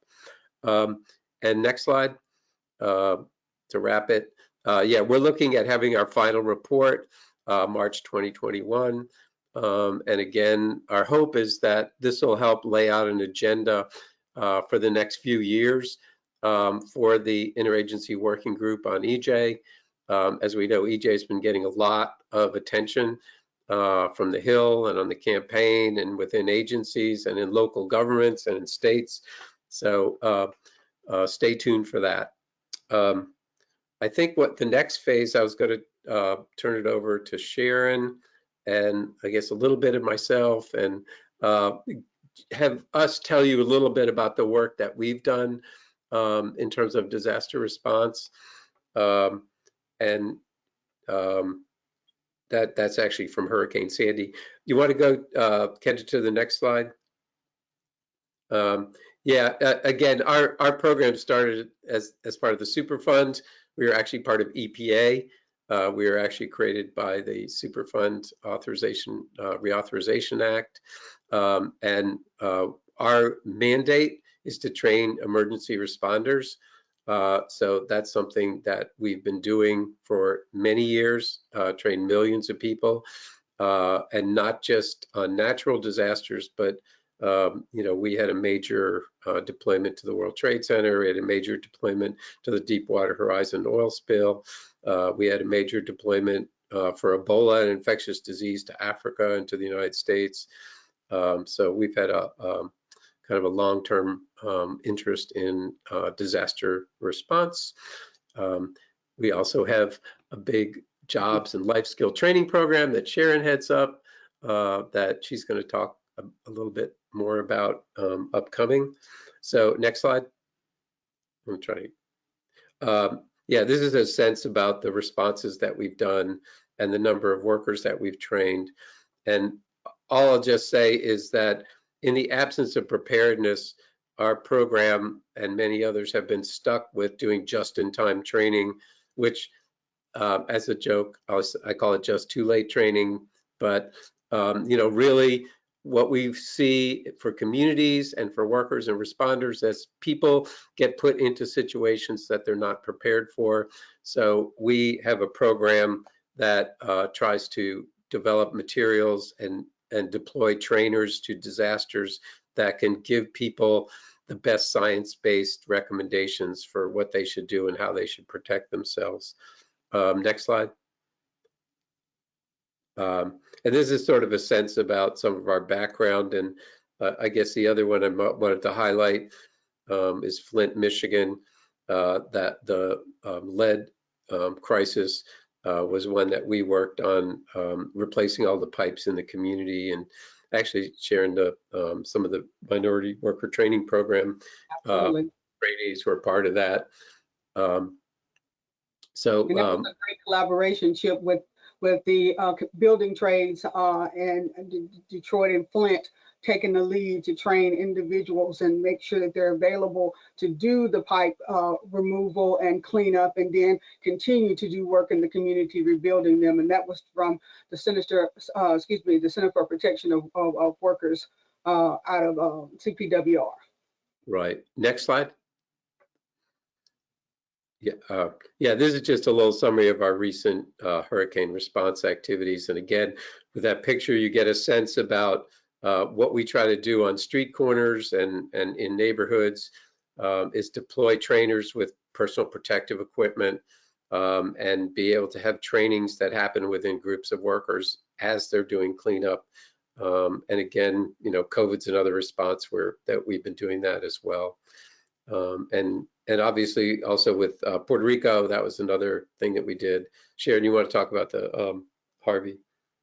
Sure. I think one of the biggest things that I wanted to talk about is that, at its core for what we're doing, we want to train workers to make sure that they're responding, but we also work with communities to make sure that any needs that they have, if there's a hurricane or a disaster, that we're there to provide quality training that meets their needs. So if they're bilingual communities, if they need to have more popular education tools and resources, we work with existing community-based organizations like Fe Justicia, that's up in the upper left-hand corner of the slide. That was a community-based training that was developed with them and the steel workers, and they really worked on using popular education, body mapping, and storytelling to describe what's happening in the field with Hurricane Harvey. The picture below it is the picture while I was driving around Houston and seeing some of the just unruly things that were happening of hauling materials. This is a truck, and he probably had more than 5,000 pounds of materials just stuffed on the back of the truck. And this was going down the road, heading to one of the trainings, and it could just collapse at any time. But also I wanted to share with you about what was happening with the World Cares with their muck and gut training. And you'll see with Lisa Orloff here, she was really focusing on training those volunteers, and these were AmeriCorps volunteers, and really talking about their whole mental resilience is that it's not just doing the work, but make sure you do it safely. And you're going to see some things that you're not going to know how to deal with, but you need to talk it through and develop training that's appropriate. Next slide. Here's a training here that I was conducting with the Western Regents University Consortium out of UCLA with the National Day Laborers Program. We were actually there at the Pasadena Job Center conducting this training, And guess what was going on? There was a fire in Malibu at the exact same time that we were there. So we were wearing masks just to be safe outside, and we had to do it during the training here. And so the program there has developed some really great guidance and tools and materials, and they developed this training in Spanish. And so we went back and forth multilingual. We showed how to wear respirators. We talked about what they might encounter in the field. And I think it's so important that we address those key issues to workers. And so mostly these were day laborers, construction workers who are being brought to help clean up communities. And so we want to make sure that we share with them what they need to be safe in the field. Next slide. Chip, did you want to go over the resources, or would you like me to do that? No, you can go. You keep going. You're fine. Okay. Yeah. This is just a sampling of the training resources that we've developed through the Worker Training Program, and it's available on our National Clearinghouse website. Everything from our Ebola biosafety training that we developed, hurricanes and safety awareness for volunteers. And so our whole focus has always been protecting yourself and while helping others. And so all of the tools really focus on you as an individual, and if you're a responder or if your community in whatever capacity, what are the tools, resources that you need to protect yourself, and to really focus on some of the most salient things that we see happening is like occupational health disparities and responding to threats to your life, safety, and security. And we encourage you to go look at some of the materials and download them. And if you are actually in need of training, because we're in an active hurricane season and you need to have training, you can contact us or our grantees so that we can provide you with pre-deployment training so that you'll be aware of what's going on. Next slide. Lastly, I just wanted to cover, I'm working on a work group between NIEHS and the American Industrial Hygiene Association, where we have developed a guidance to protect volunteers from COVID-19 during natural disasters and response and recovery. And this is really focusing on providing guidance to volunteers, unpaid volunteers, so they can protect themselves from SARS that causes COVID-19. And what we want to do is we really want to share this information so that volunteers will be protected when they respond, because the whole nature of response has changed. Because you can't just focus on, putting your heart and effort into protecting, the people and providing resources. You have to protect yourself in that environment. And so what we really want to do is to make sure that we address safety and health concerns for you as a volunteer. We're also working to develop a second guidance that really focuses on the community-based organizations or those natural response organizations, so that they understand what they have to be responsible for, which is the life safety and security of their volunteers when they go in the field. And so we're just delighted to work with Mark Ames and the rest of the industrial hygienists with the American Industrial Hygiene Association. And then also our staff, Amber Mitchell and myself, have been working to do this, and we hope to be able to get this out in the next couple of weeks. Thanks, Sharon. Next slide. Now I'm just going to go into some of the work that we're doing for the Environmental Career Worker Training Program. And of course, I have to say, this is my baby. I started this program back in 1995 when I came to NIEHS. Next slide. And we're actually celebrating our 25th anniversary of the Environmental Career Worker Training Program. Our grantees have trained over 13,000 individuals and successfully provided employment in construction and environmental fields for 70% employment each year. The Environmental Career Worker Training Program provides a guidance to other federally funded worker training programs, in that the program increases sustainable employment and opportunities, promotes economic development, addresses occupational health disparities, as well as environmental justice. I mean, just look at the results and the reach of this program. We've done training in over 30 communities in 25 states. We've partnered with 200 different community-based organizations, and in doing so, these groups have been able to build their capacity to provide sustained services to the community via stable funding for their organizations, and also in developing new supportive and career options for their trainees.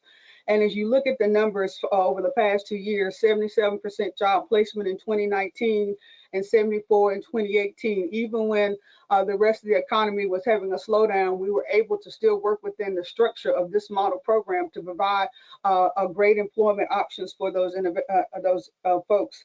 And so a hallmark of this program is strong job and life skills training. We've developed several tools, resources, and training techniques that we've advanced and we will advance over the next 5 years. Some of those include mentoring and coaching, numerous technical trainings, multiple career options that we're expanding upon, such as green jobs, solar, wind, hazmat transportations. And one of the things that I have to say is that our graduates continue to share with us their success stories. And one of the most impactful statements we hear is that the program has changed my life and set me up to build a sustainable career that I can use forever. Next slide.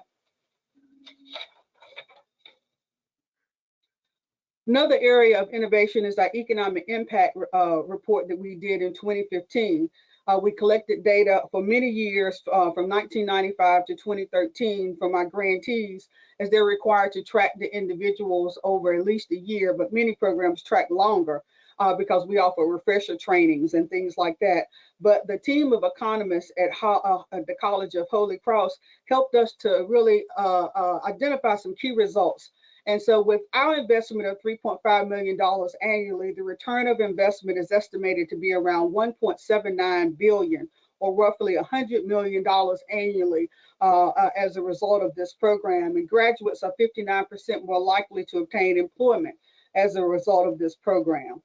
And the bottom of the slide really talks about one of our economic impact reports of our highly successful grantee in the New Jersey, New York consortium led by Rutgers and the New York City Carpenters. Trainees come into the program with the average income of around $15,000, meaning unemployed or underemployed, and have several roadblocks, such as lack of housing.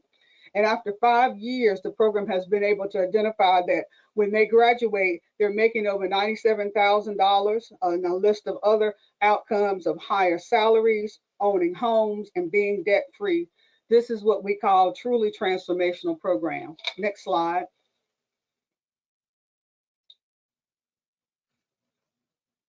And I would be remiss without sharing some stories of some of our students and what they've done with the training that has been provided to them. For example, Mr. Coleman here, a 2014 graduate, was making minimum wage, had unstable housing, and was previously incarcerated in entry. Now he has finished his apprenticeship, and in 2018, he's a journeyman carpenter in New York City, and he's making over $100,000 annually, has purchased a home and paid for his child's education, and is investing in retirement. He continues to work as a role model and mentor to current students.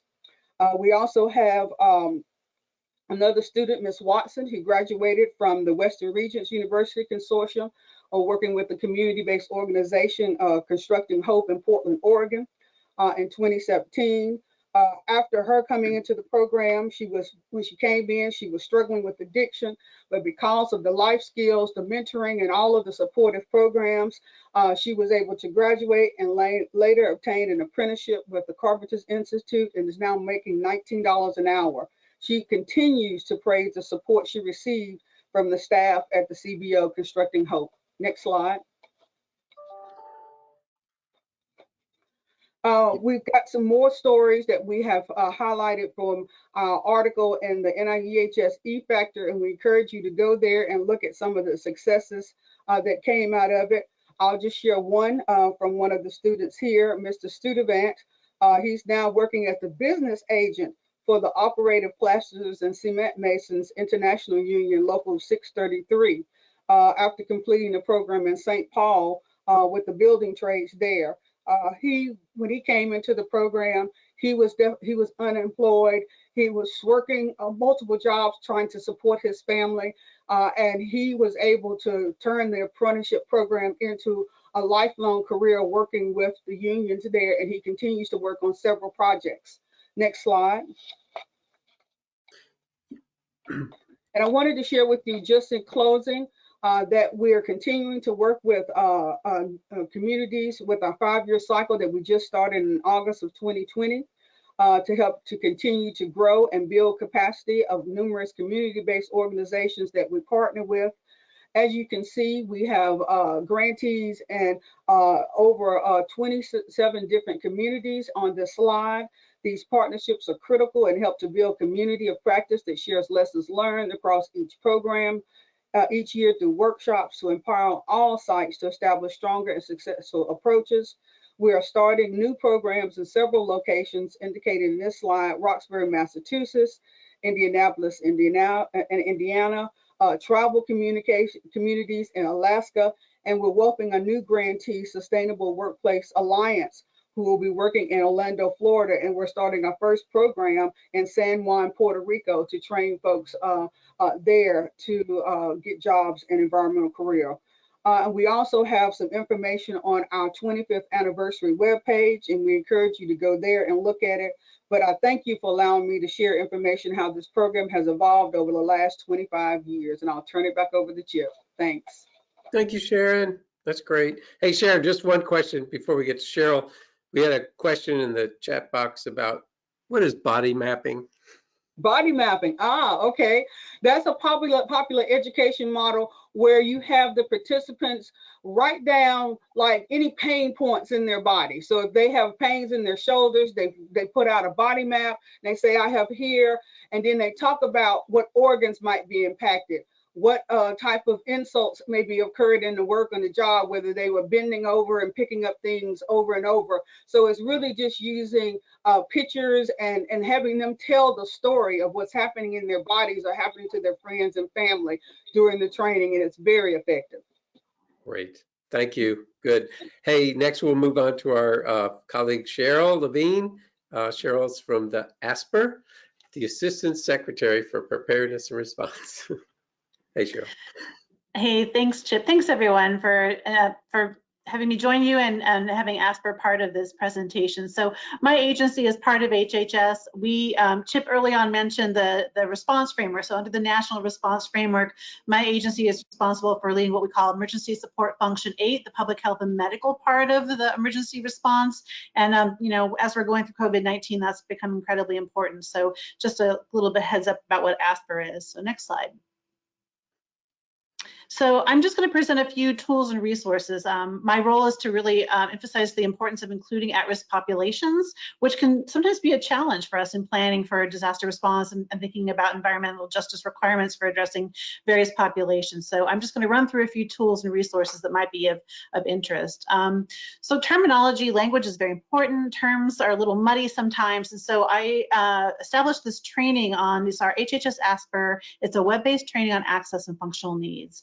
So this is a term, my agency usually talks about at-risk populations. Other agencies may talk about vulnerable populations, but this term access and functional needs became sort of popular. And so I kind of borrowed it and put a bunch of public health into it. So this is a training that introduces this concept of access and functional needs. It's a free online training. If we go to the next page.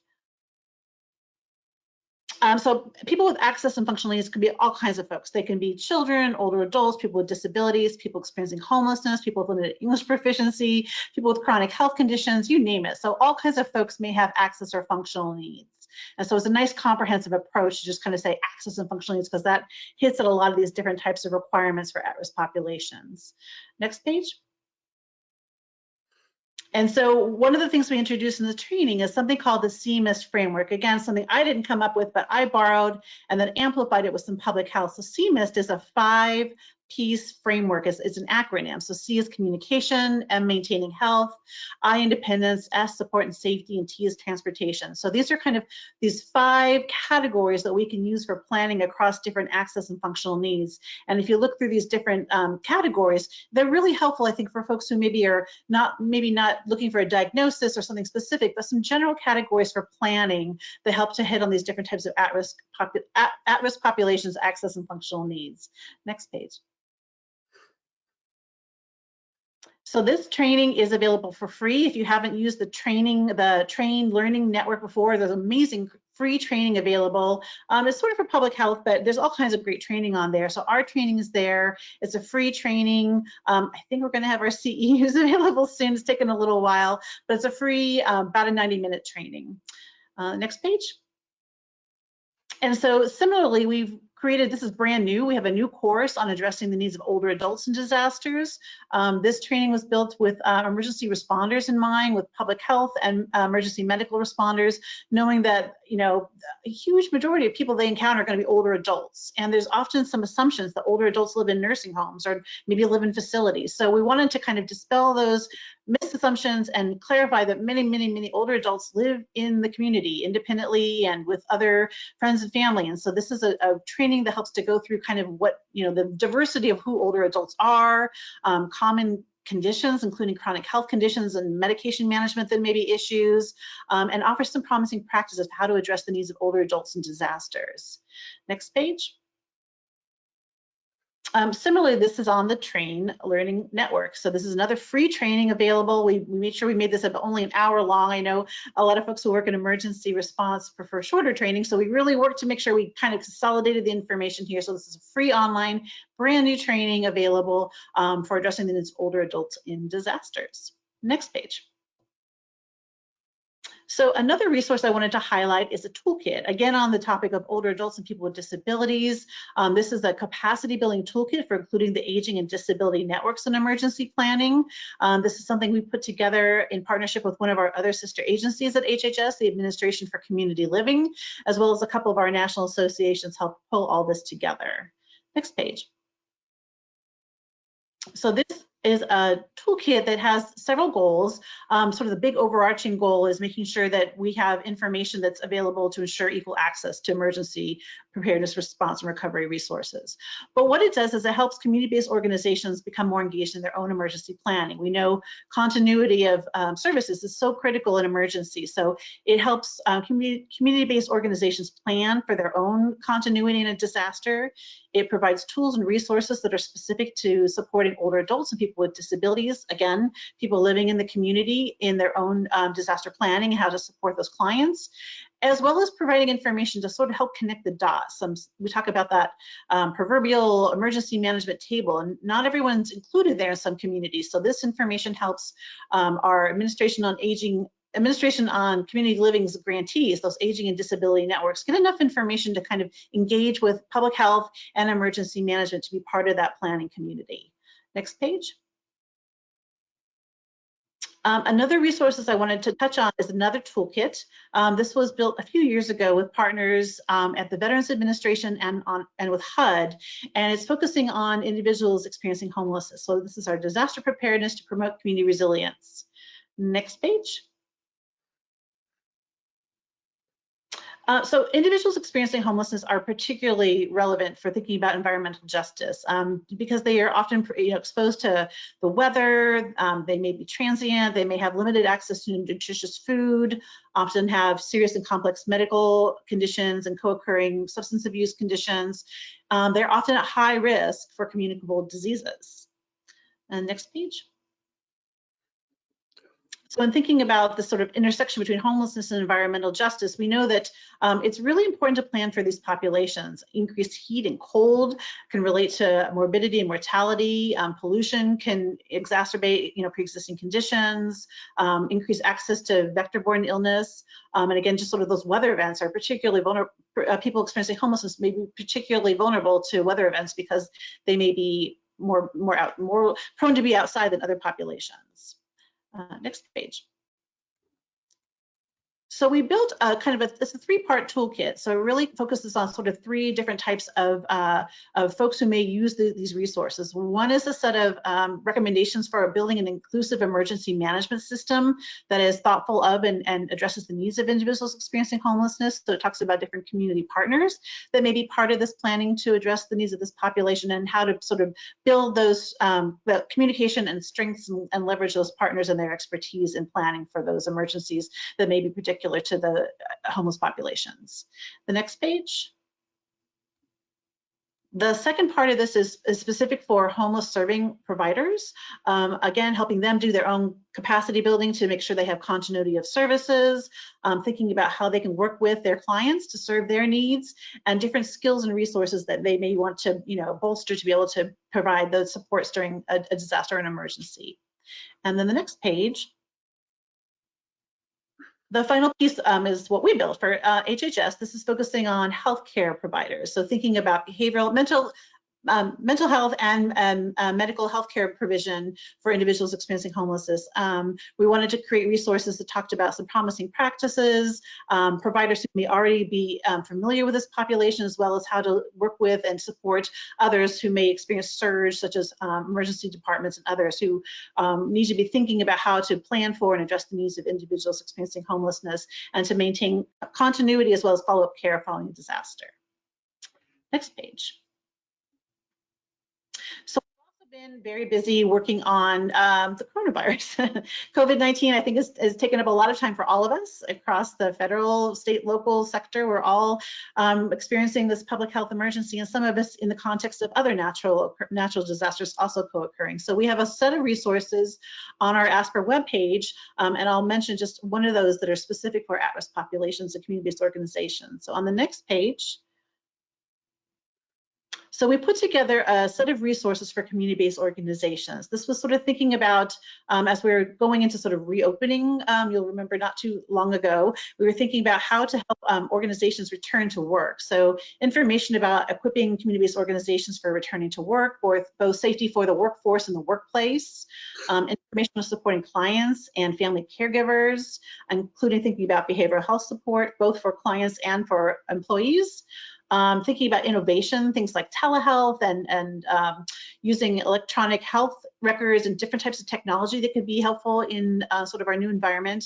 And then always reminders to continue to plan for disasters and emergencies. So it's a synthesis of resources that highlights some different factors for returning and resuming work for community-based organizations during COVID-19. And then on the next page, and then just briefly wanted to just mention something that I think is relevant for this conversation and for future work. HHS has Healthy People. Our Healthy People initiative relaunched with Healthy People 2030 recently. A really important part of that is the social determinants of health. And there's a nice framework that identifies how to think about addressing equity and health disparities. And the social determinants of health provide some benchmarks and some ways of thinking about measurement and data and resources that can be used at the community level to think about planning for and achieving goals to address health equity. And the social determinants of health are broken up into sort of these sort of 5 sectors, but the neighborhood and built environment, I think, is a particularly helpful set of metrics for environmental justice. So just as you're thinking and planning and looking for resources to help with benchmarking or accountability, just wanted to make a plug for the social determinants of health and Healthy People 2030. Thanks. I think our whole nation has been educated about that via COVID. Which is good. There's been a lot of learning going on. Hey, next, I wanted to turn it over to Matt Campbell. Matt's with FEMA, and he was going to give a little overview of the work that FEMA's been doing on community engagement. Matt. Sure, thanks, Chip. Yeah, I'm the National Coordinator for Community Planning and Capacity Building Recovery Support Function.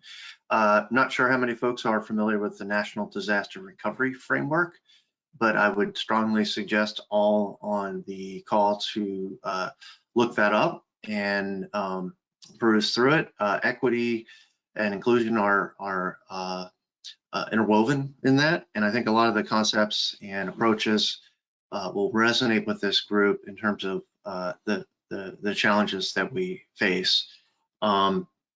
But one thing I want to focus on, given my role in particular, is the importance of local governments and communities to the success of recovery. While federal funding is great, and state funding is great, and a lot of other organizations, where people live and work are communities, are those places they call home. And local government plays a key role in a lot of the use of the funding, a lot of regulation, a lot of the decision making. And as we all know, a lot of the problems and challenges that have arisen in terms of health, environmental justice, inclusion, fair housing, have evolved over time. Of course, influenced by national policy, but by local decisions and local planning. And our focus within community planning capacity building is really looking at ways that we can support and aid local and tribal governments in that carrying out that critical role that they have during recovery, focusing on their various capacities of leading, organizing, planning, and managing recovery. And I'll talk about community engagement in a little bit. But what we try and do as a recovery support function is really look at the variety of interagency resources as well as non-federal resources that can be brought to bear to support local governments. One thing that I'd like to highlight are those areas that we look at that are needed within local governments to support their recovery. While I think we've talked in some of the previous presentations about the importance of pre-disaster planning and preparedness, we also address the challenges post-event. All of these topics here are very relevant for a local government, for a community, for all the stakeholders in the community to prepare for.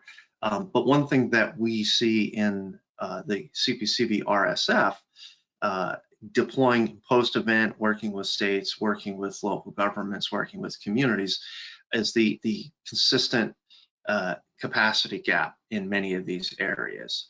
And one of the challenges that we see that undergirds a lot of the other long-term recovery challenges is the overwhelming nature of an event, the focus on response, and we all use the word response. We don't necessarily look at the longer-term recovery as the immediate concerns, whether they be evacuation, sheltering, health impacts subside. How are we looking at the recovery in communities 6 months, a year, 2 years into it, 5 years?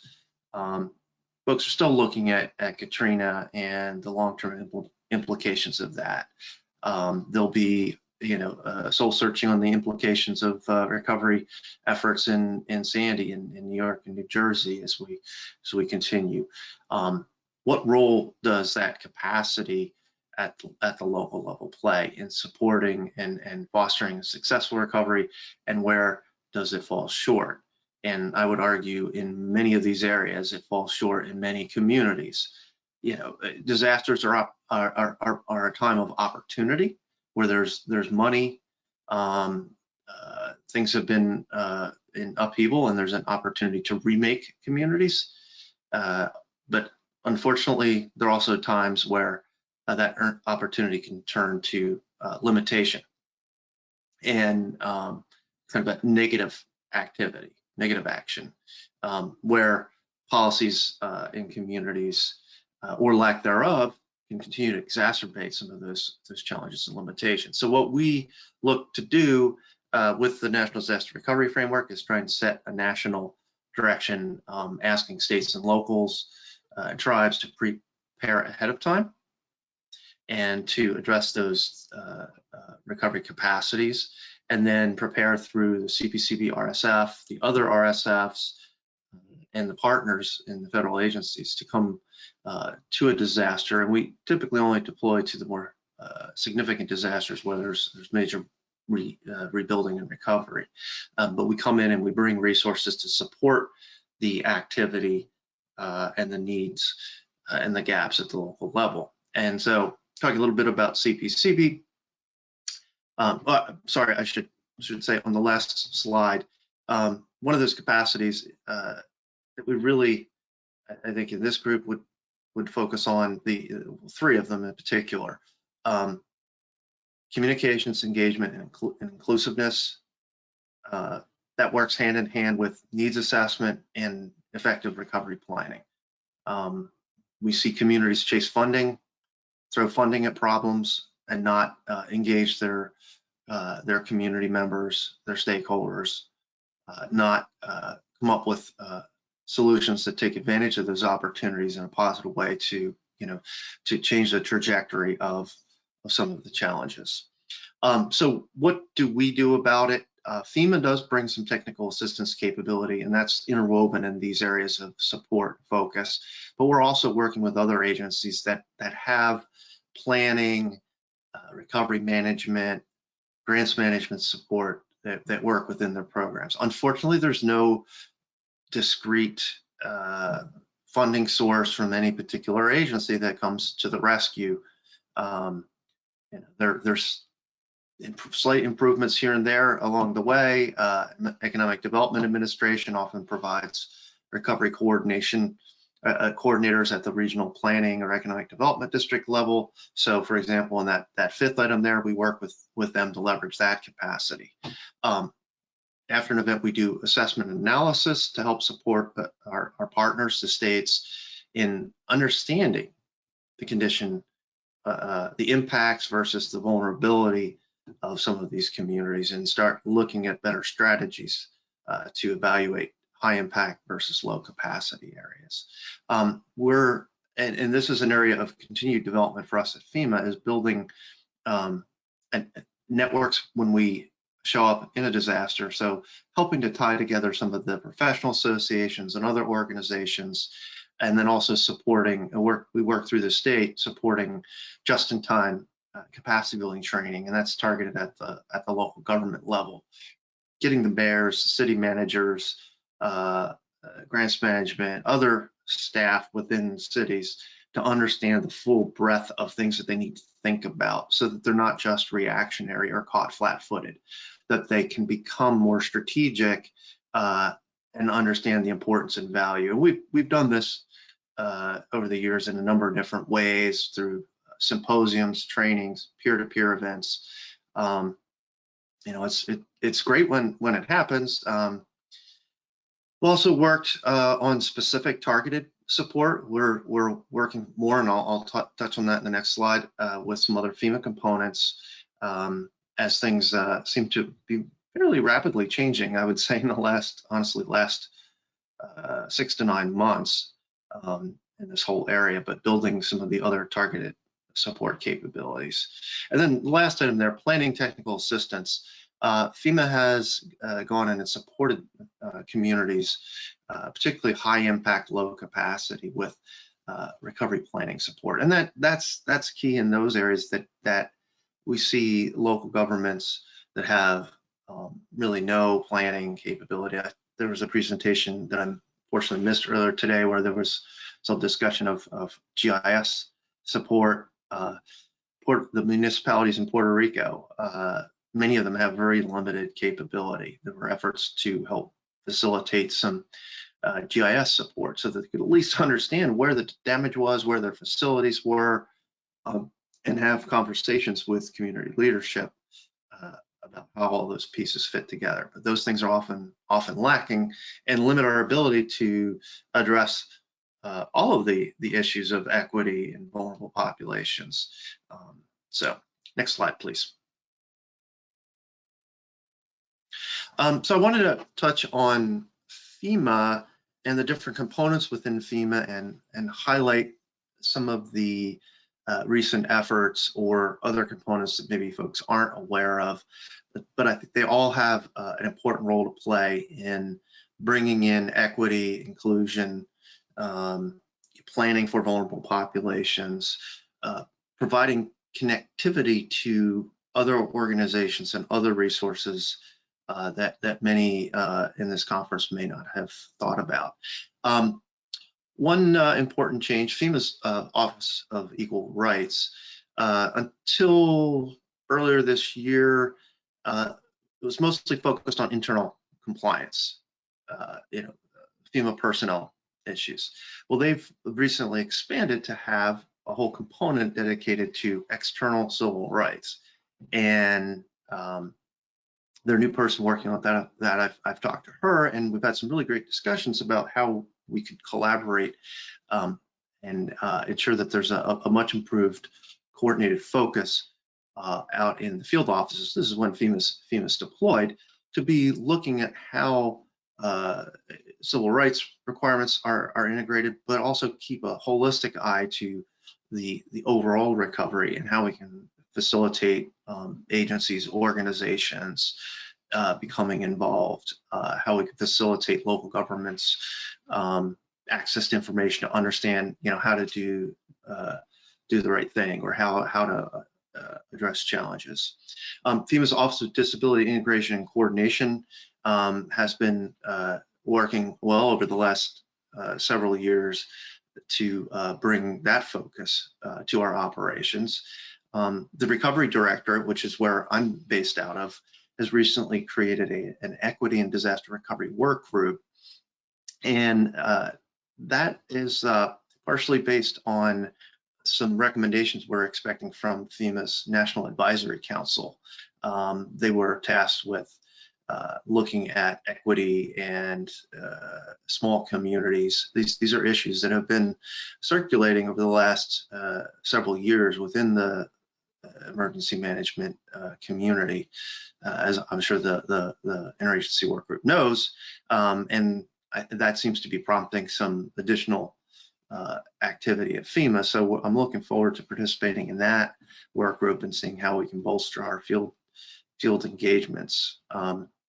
Voluntary agency liaisons, they're within FEMA's individual assistance program, and they work with the National Voluntary Organizations Active in Disaster. Those are the Catholic charities, the Methodists, certainly religious affiliated voluntary organizations, but also Habitat for Humanity. A lot of the organizations that come in, the voluntary agency liaisons help those organizations engage with communities, work with states to help communities set up recovery committees, and it's an opportunity to look at insight into communities where there are particular challenges, because many of those groups are going to look at vulnerable or underserved populations when they provide their support. I mentioned we're one of 6 recovery support functions. The overarching group over the RSFs is the Recovery Support Function Leadership Group, and the Interagency Recovery Coordination Division, of which I'm a part.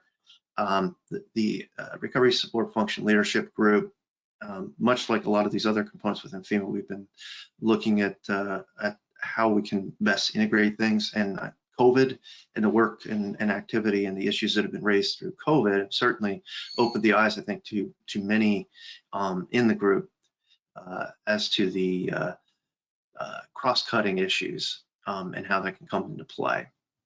And then, of course, Hey, Matt, you want to go to the COVID slide and then maybe wrap it there, and then we'll try to go into questions. Yeah, great. Sure, surely. Yep. We'll do. Yep. Yeah. I'll leave these. Presumably, you all can get access to slides for those resources.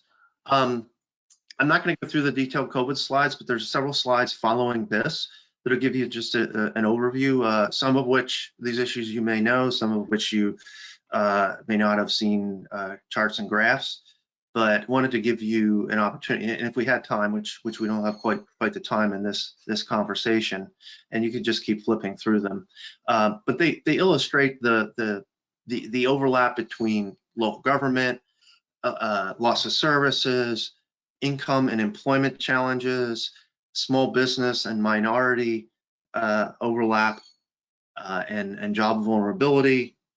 A number of resources here that would help you understand that. Census is conducting a household and a small business pulse survey, which gives you some useful information at the state level.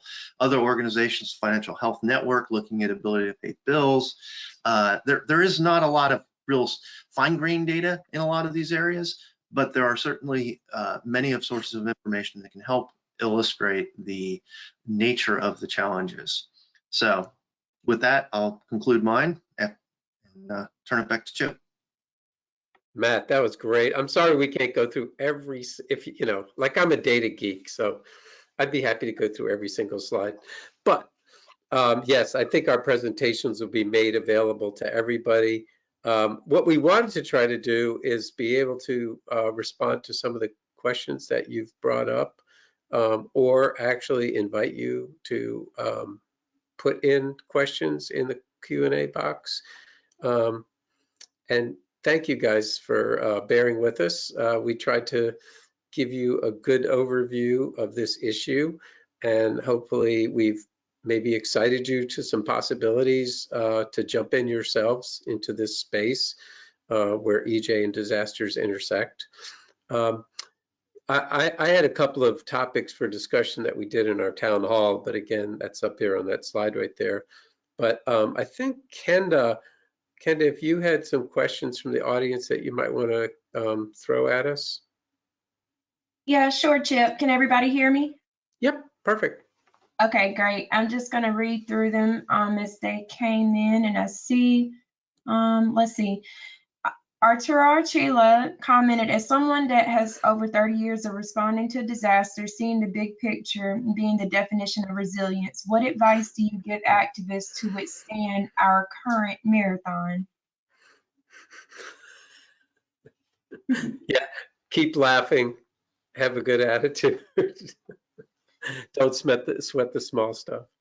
No, anybody else? Yep, I would just say partnerships, because we can't do it all. We can't be everything for every community, but if we learn to partner, share resources, talk to one another about best practices, then we're able to expand our network and our reach to work with multiple different communities. And I think that's going to be the only way that we're going to be able to address the concerns of so many communities who are dealing with all of these issues. And what I love about the EJ community is it stretches and links and connects and is the glue for so many issues. And so I know even just my fellow federal partners, I think we all lift each other up and boost each other up by supporting our community that we have. So other folks, I mean, that's important to me for sure. Anybody else? Okay. Oh, good. Yeah, no other question?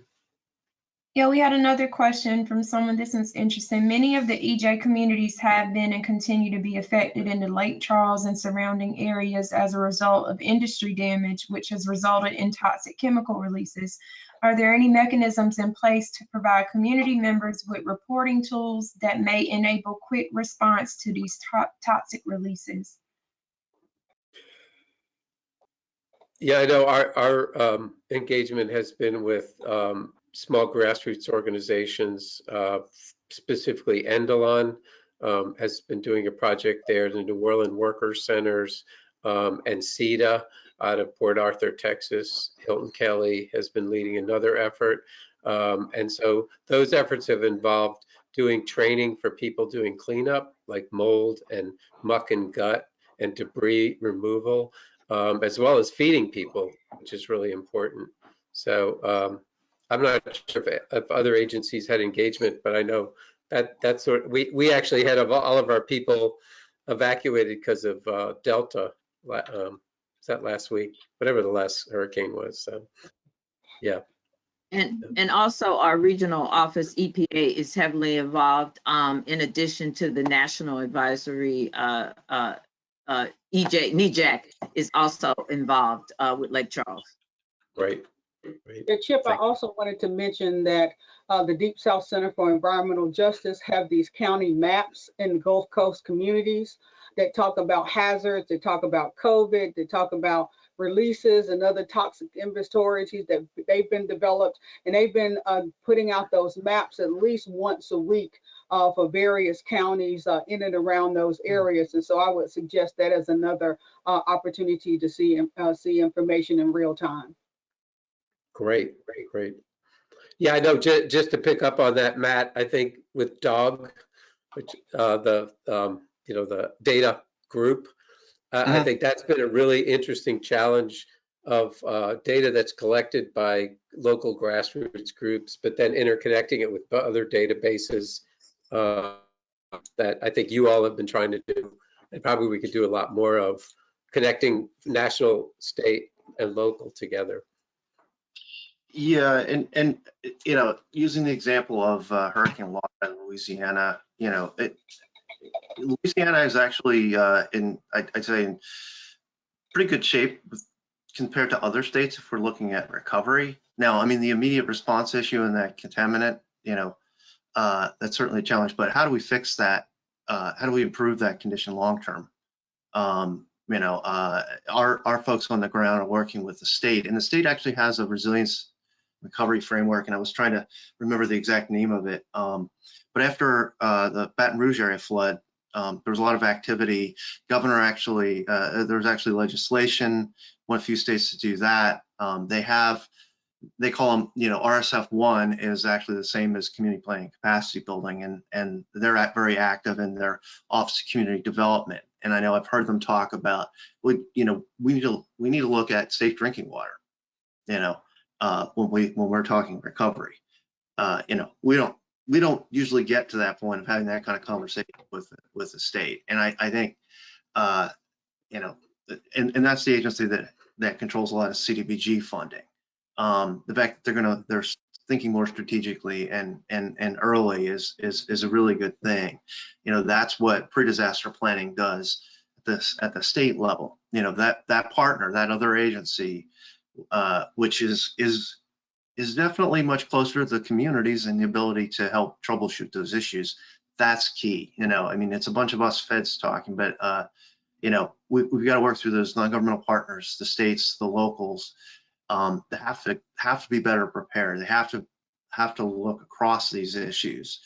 Data. I'm sure people there probably know of these issues. They know that there's drinking water concerns, and they're certainly worse now.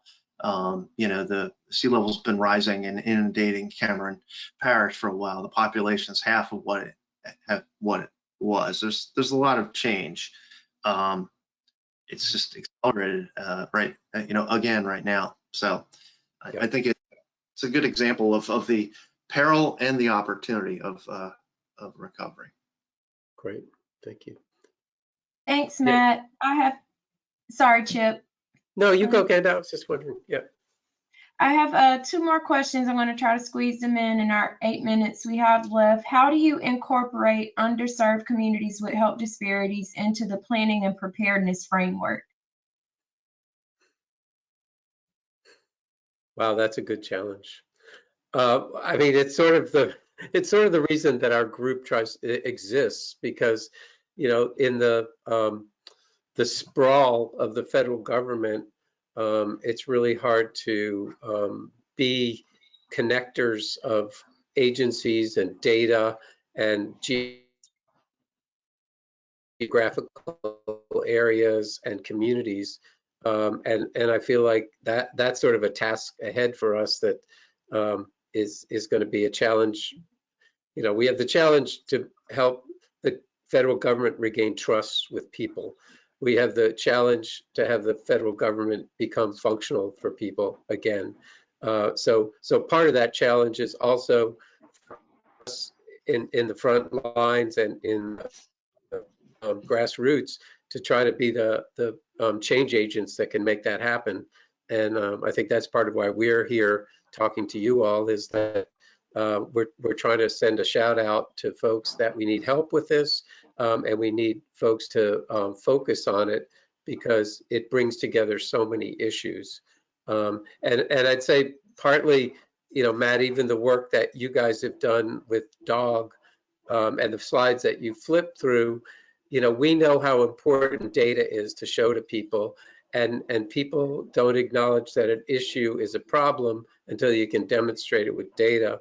And with COVID, I think the most important thing that's happened is that people have understood that frontline workers, undocumented people, immigrant communities, tribes, they're the people who are most impacted by COVID.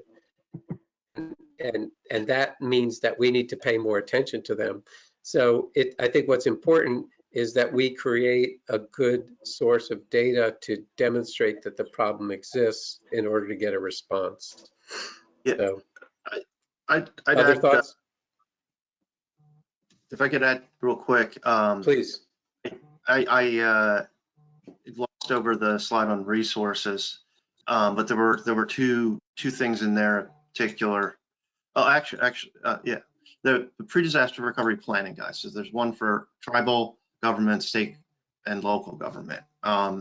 Those, along with Cheryl's planning capacity building guide, are key resources, and I'm sure they both reference looking at data and bringing that in. Another resource that is on that slide is FEMA has a resilience analysis planning tool. It was created by our resilience and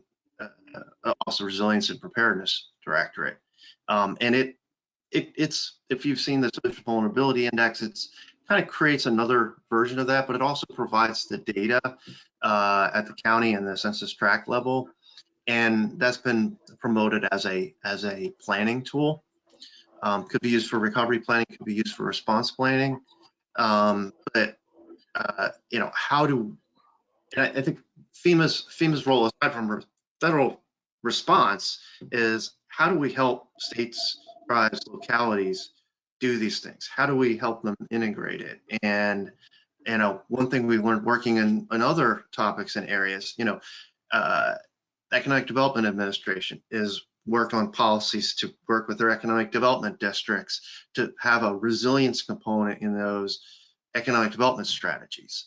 You know, okay, so they're bringing their partners to the table, get them to talk to the emergency managers, because the emergency managers are not really going to be in a position, certainly in this recovery sphere, maybe in the response sphere, but getting the full network of people around the table, you know, around some of these issues. And I think that's where the stakeholders and the proponents around these issues have to help be the instigators. You know, a lot of states and a lot of localities, you know, it may not be the social services group or the emergency manager that's going to say, well, we need to get together and look at response and recovery and what our housing policies are and what our, you know, it's a village of a variety of resources. But I think those things that we presented are some examples of places to start to get picked up by proponents that are involved in this conference or used to educate the stakeholders out, state, local, non-governmental organizations. I have one more example that's really for more of a local perspective. You may have heard the term COIN, a Communication Outreach Information Network. The idea of building a COIN, if you're the local public health entity or emergency management entity, there are populations that, you know, if I show up in uniform and knock at the door, you may not answer the door. So we want to be able to think about who are those trusted entities, whether it's a community-based organization, a faith-based organization, somebody who maybe looks like the community or speaks like the community, to be kind of that liaison. And the communication can go both ways to help, you know, disseminate emergency messaging, like, you know, there's a hurricane coming, we need you to plan to think about evacuation, or the other way around, like we've got a concern, we want to communicate this back to those of you who are directly engaged with planning. So that's the COIN is a really great concept, I think, for more the local stakeholders to be able to engage with the diverse community and include voices. Great, thanks, Cheryl. Ken, maybe one more question. Sure, I'll read through this one real quick. Hurricanes happen each year, but there are other natural disasters that are not timely. Earthquakes, wildfires, climate change events in places like Alaska. What are the lessons learned that can be translated, and what are the new lessons that we are learning and trying to impart to vulnerable communities? Yeah, I mean, speaking as one person, it's almost overwhelming. I mean, what we've seen happen in our lifetimes. So, yeah, I'm overwhelmed. Yeah, well, but I'm still optimistic. Yeah, well, I think the other thing too is just preparedness. If you work with a community-based organization, the CERT teams, other organizations who have the tools and resources to help you plan for your own safety, for your own group. There are multiple organizations. We can certainly try to connect you with some of those groups who in your local areas, so that and maybe we can even provide training to make sure that we're providing you with those resources. But preparedness for your safety is important, but then also working with the community to have a community response model where we don't leave anybody behind. I think is so important with this, because we've got Epsilon that's forming right now as far as the hurricane. And so we have to stay aware, we have to stay ready. Wildfires that are continuing. And so the more that we individually prepare and then work with other organizations, then we can certainly help move it forward. So I encourage everybody to do that and work with as many groups as they can to help prepare themselves. I just want to add that Beautiful, to Sharon. continue to look in this space at the EJIWG on our webpage. We will be having webinars, trainings, the latest resources. So that's always a spot that we try to compile all of that information in one place. Great, thanks, Marcia. Well, Well, I see we're hitting 3:29 and 30 seconds. So I'm not sure if we're kicking it back to Carolyn, Kenda, or this is. Come in. Hello, everybody. Wait, I wonder where you were. I've been listening. You all had lots of great information. And Chip, you're so good. You should probably be my co-anchor on this conference. We need a Oh, I'd co-anchor. love to. I'd love to. I'd love to. You're a pro. Everybody was excellent, great comments. We were even commenting, and I'll share with you all, you know, when we're in Washington, D.C. and it gets late in the afternoon, sometimes we have a little trail off, but you all have just kept people captivated and watching and staying with us. And that's wonderful to see. So we thank you for that. We thank you for, again, the valuable information and all the questions and working through those questions. And we're even going to bring Kenda on the team as well. She's a good technical. Hey, you can't steal her. Look good. Work with her. It's collaboration. We've been preaching collaboration today. Yes, but thank truly, you to everyone. Have a great afternoon. You've been fantastic as an audience. We appreciate it. Tomorrow, as you know, we come back at 10 o'clock. So we'll be starting at 10 a.m. on tomorrow with our technical workshop. So you definitely don't want to miss that on tomorrow. And I need to remind you, I mean, we're already gearing up and thinking about next year as we get ready for our meeting in Washington next year. We're planning on March, and we want to get you to actually pencil in those dates and make sure that you've got it on your calendar. That's March 17th through the 19th that we're scheduled to be in Washington, D.C. So we're planning on having you join us there as well. Again, if you did not download the booklet with all the information for this year's conference, you want to go ahead and do that. We will be starting back tomorrow at 10 a.m. That is our planned schedule. If you think of some questions overnight, a lot of times that happens. You can go ahead and put those in the system for us and we'll be ready for them on tomorrow.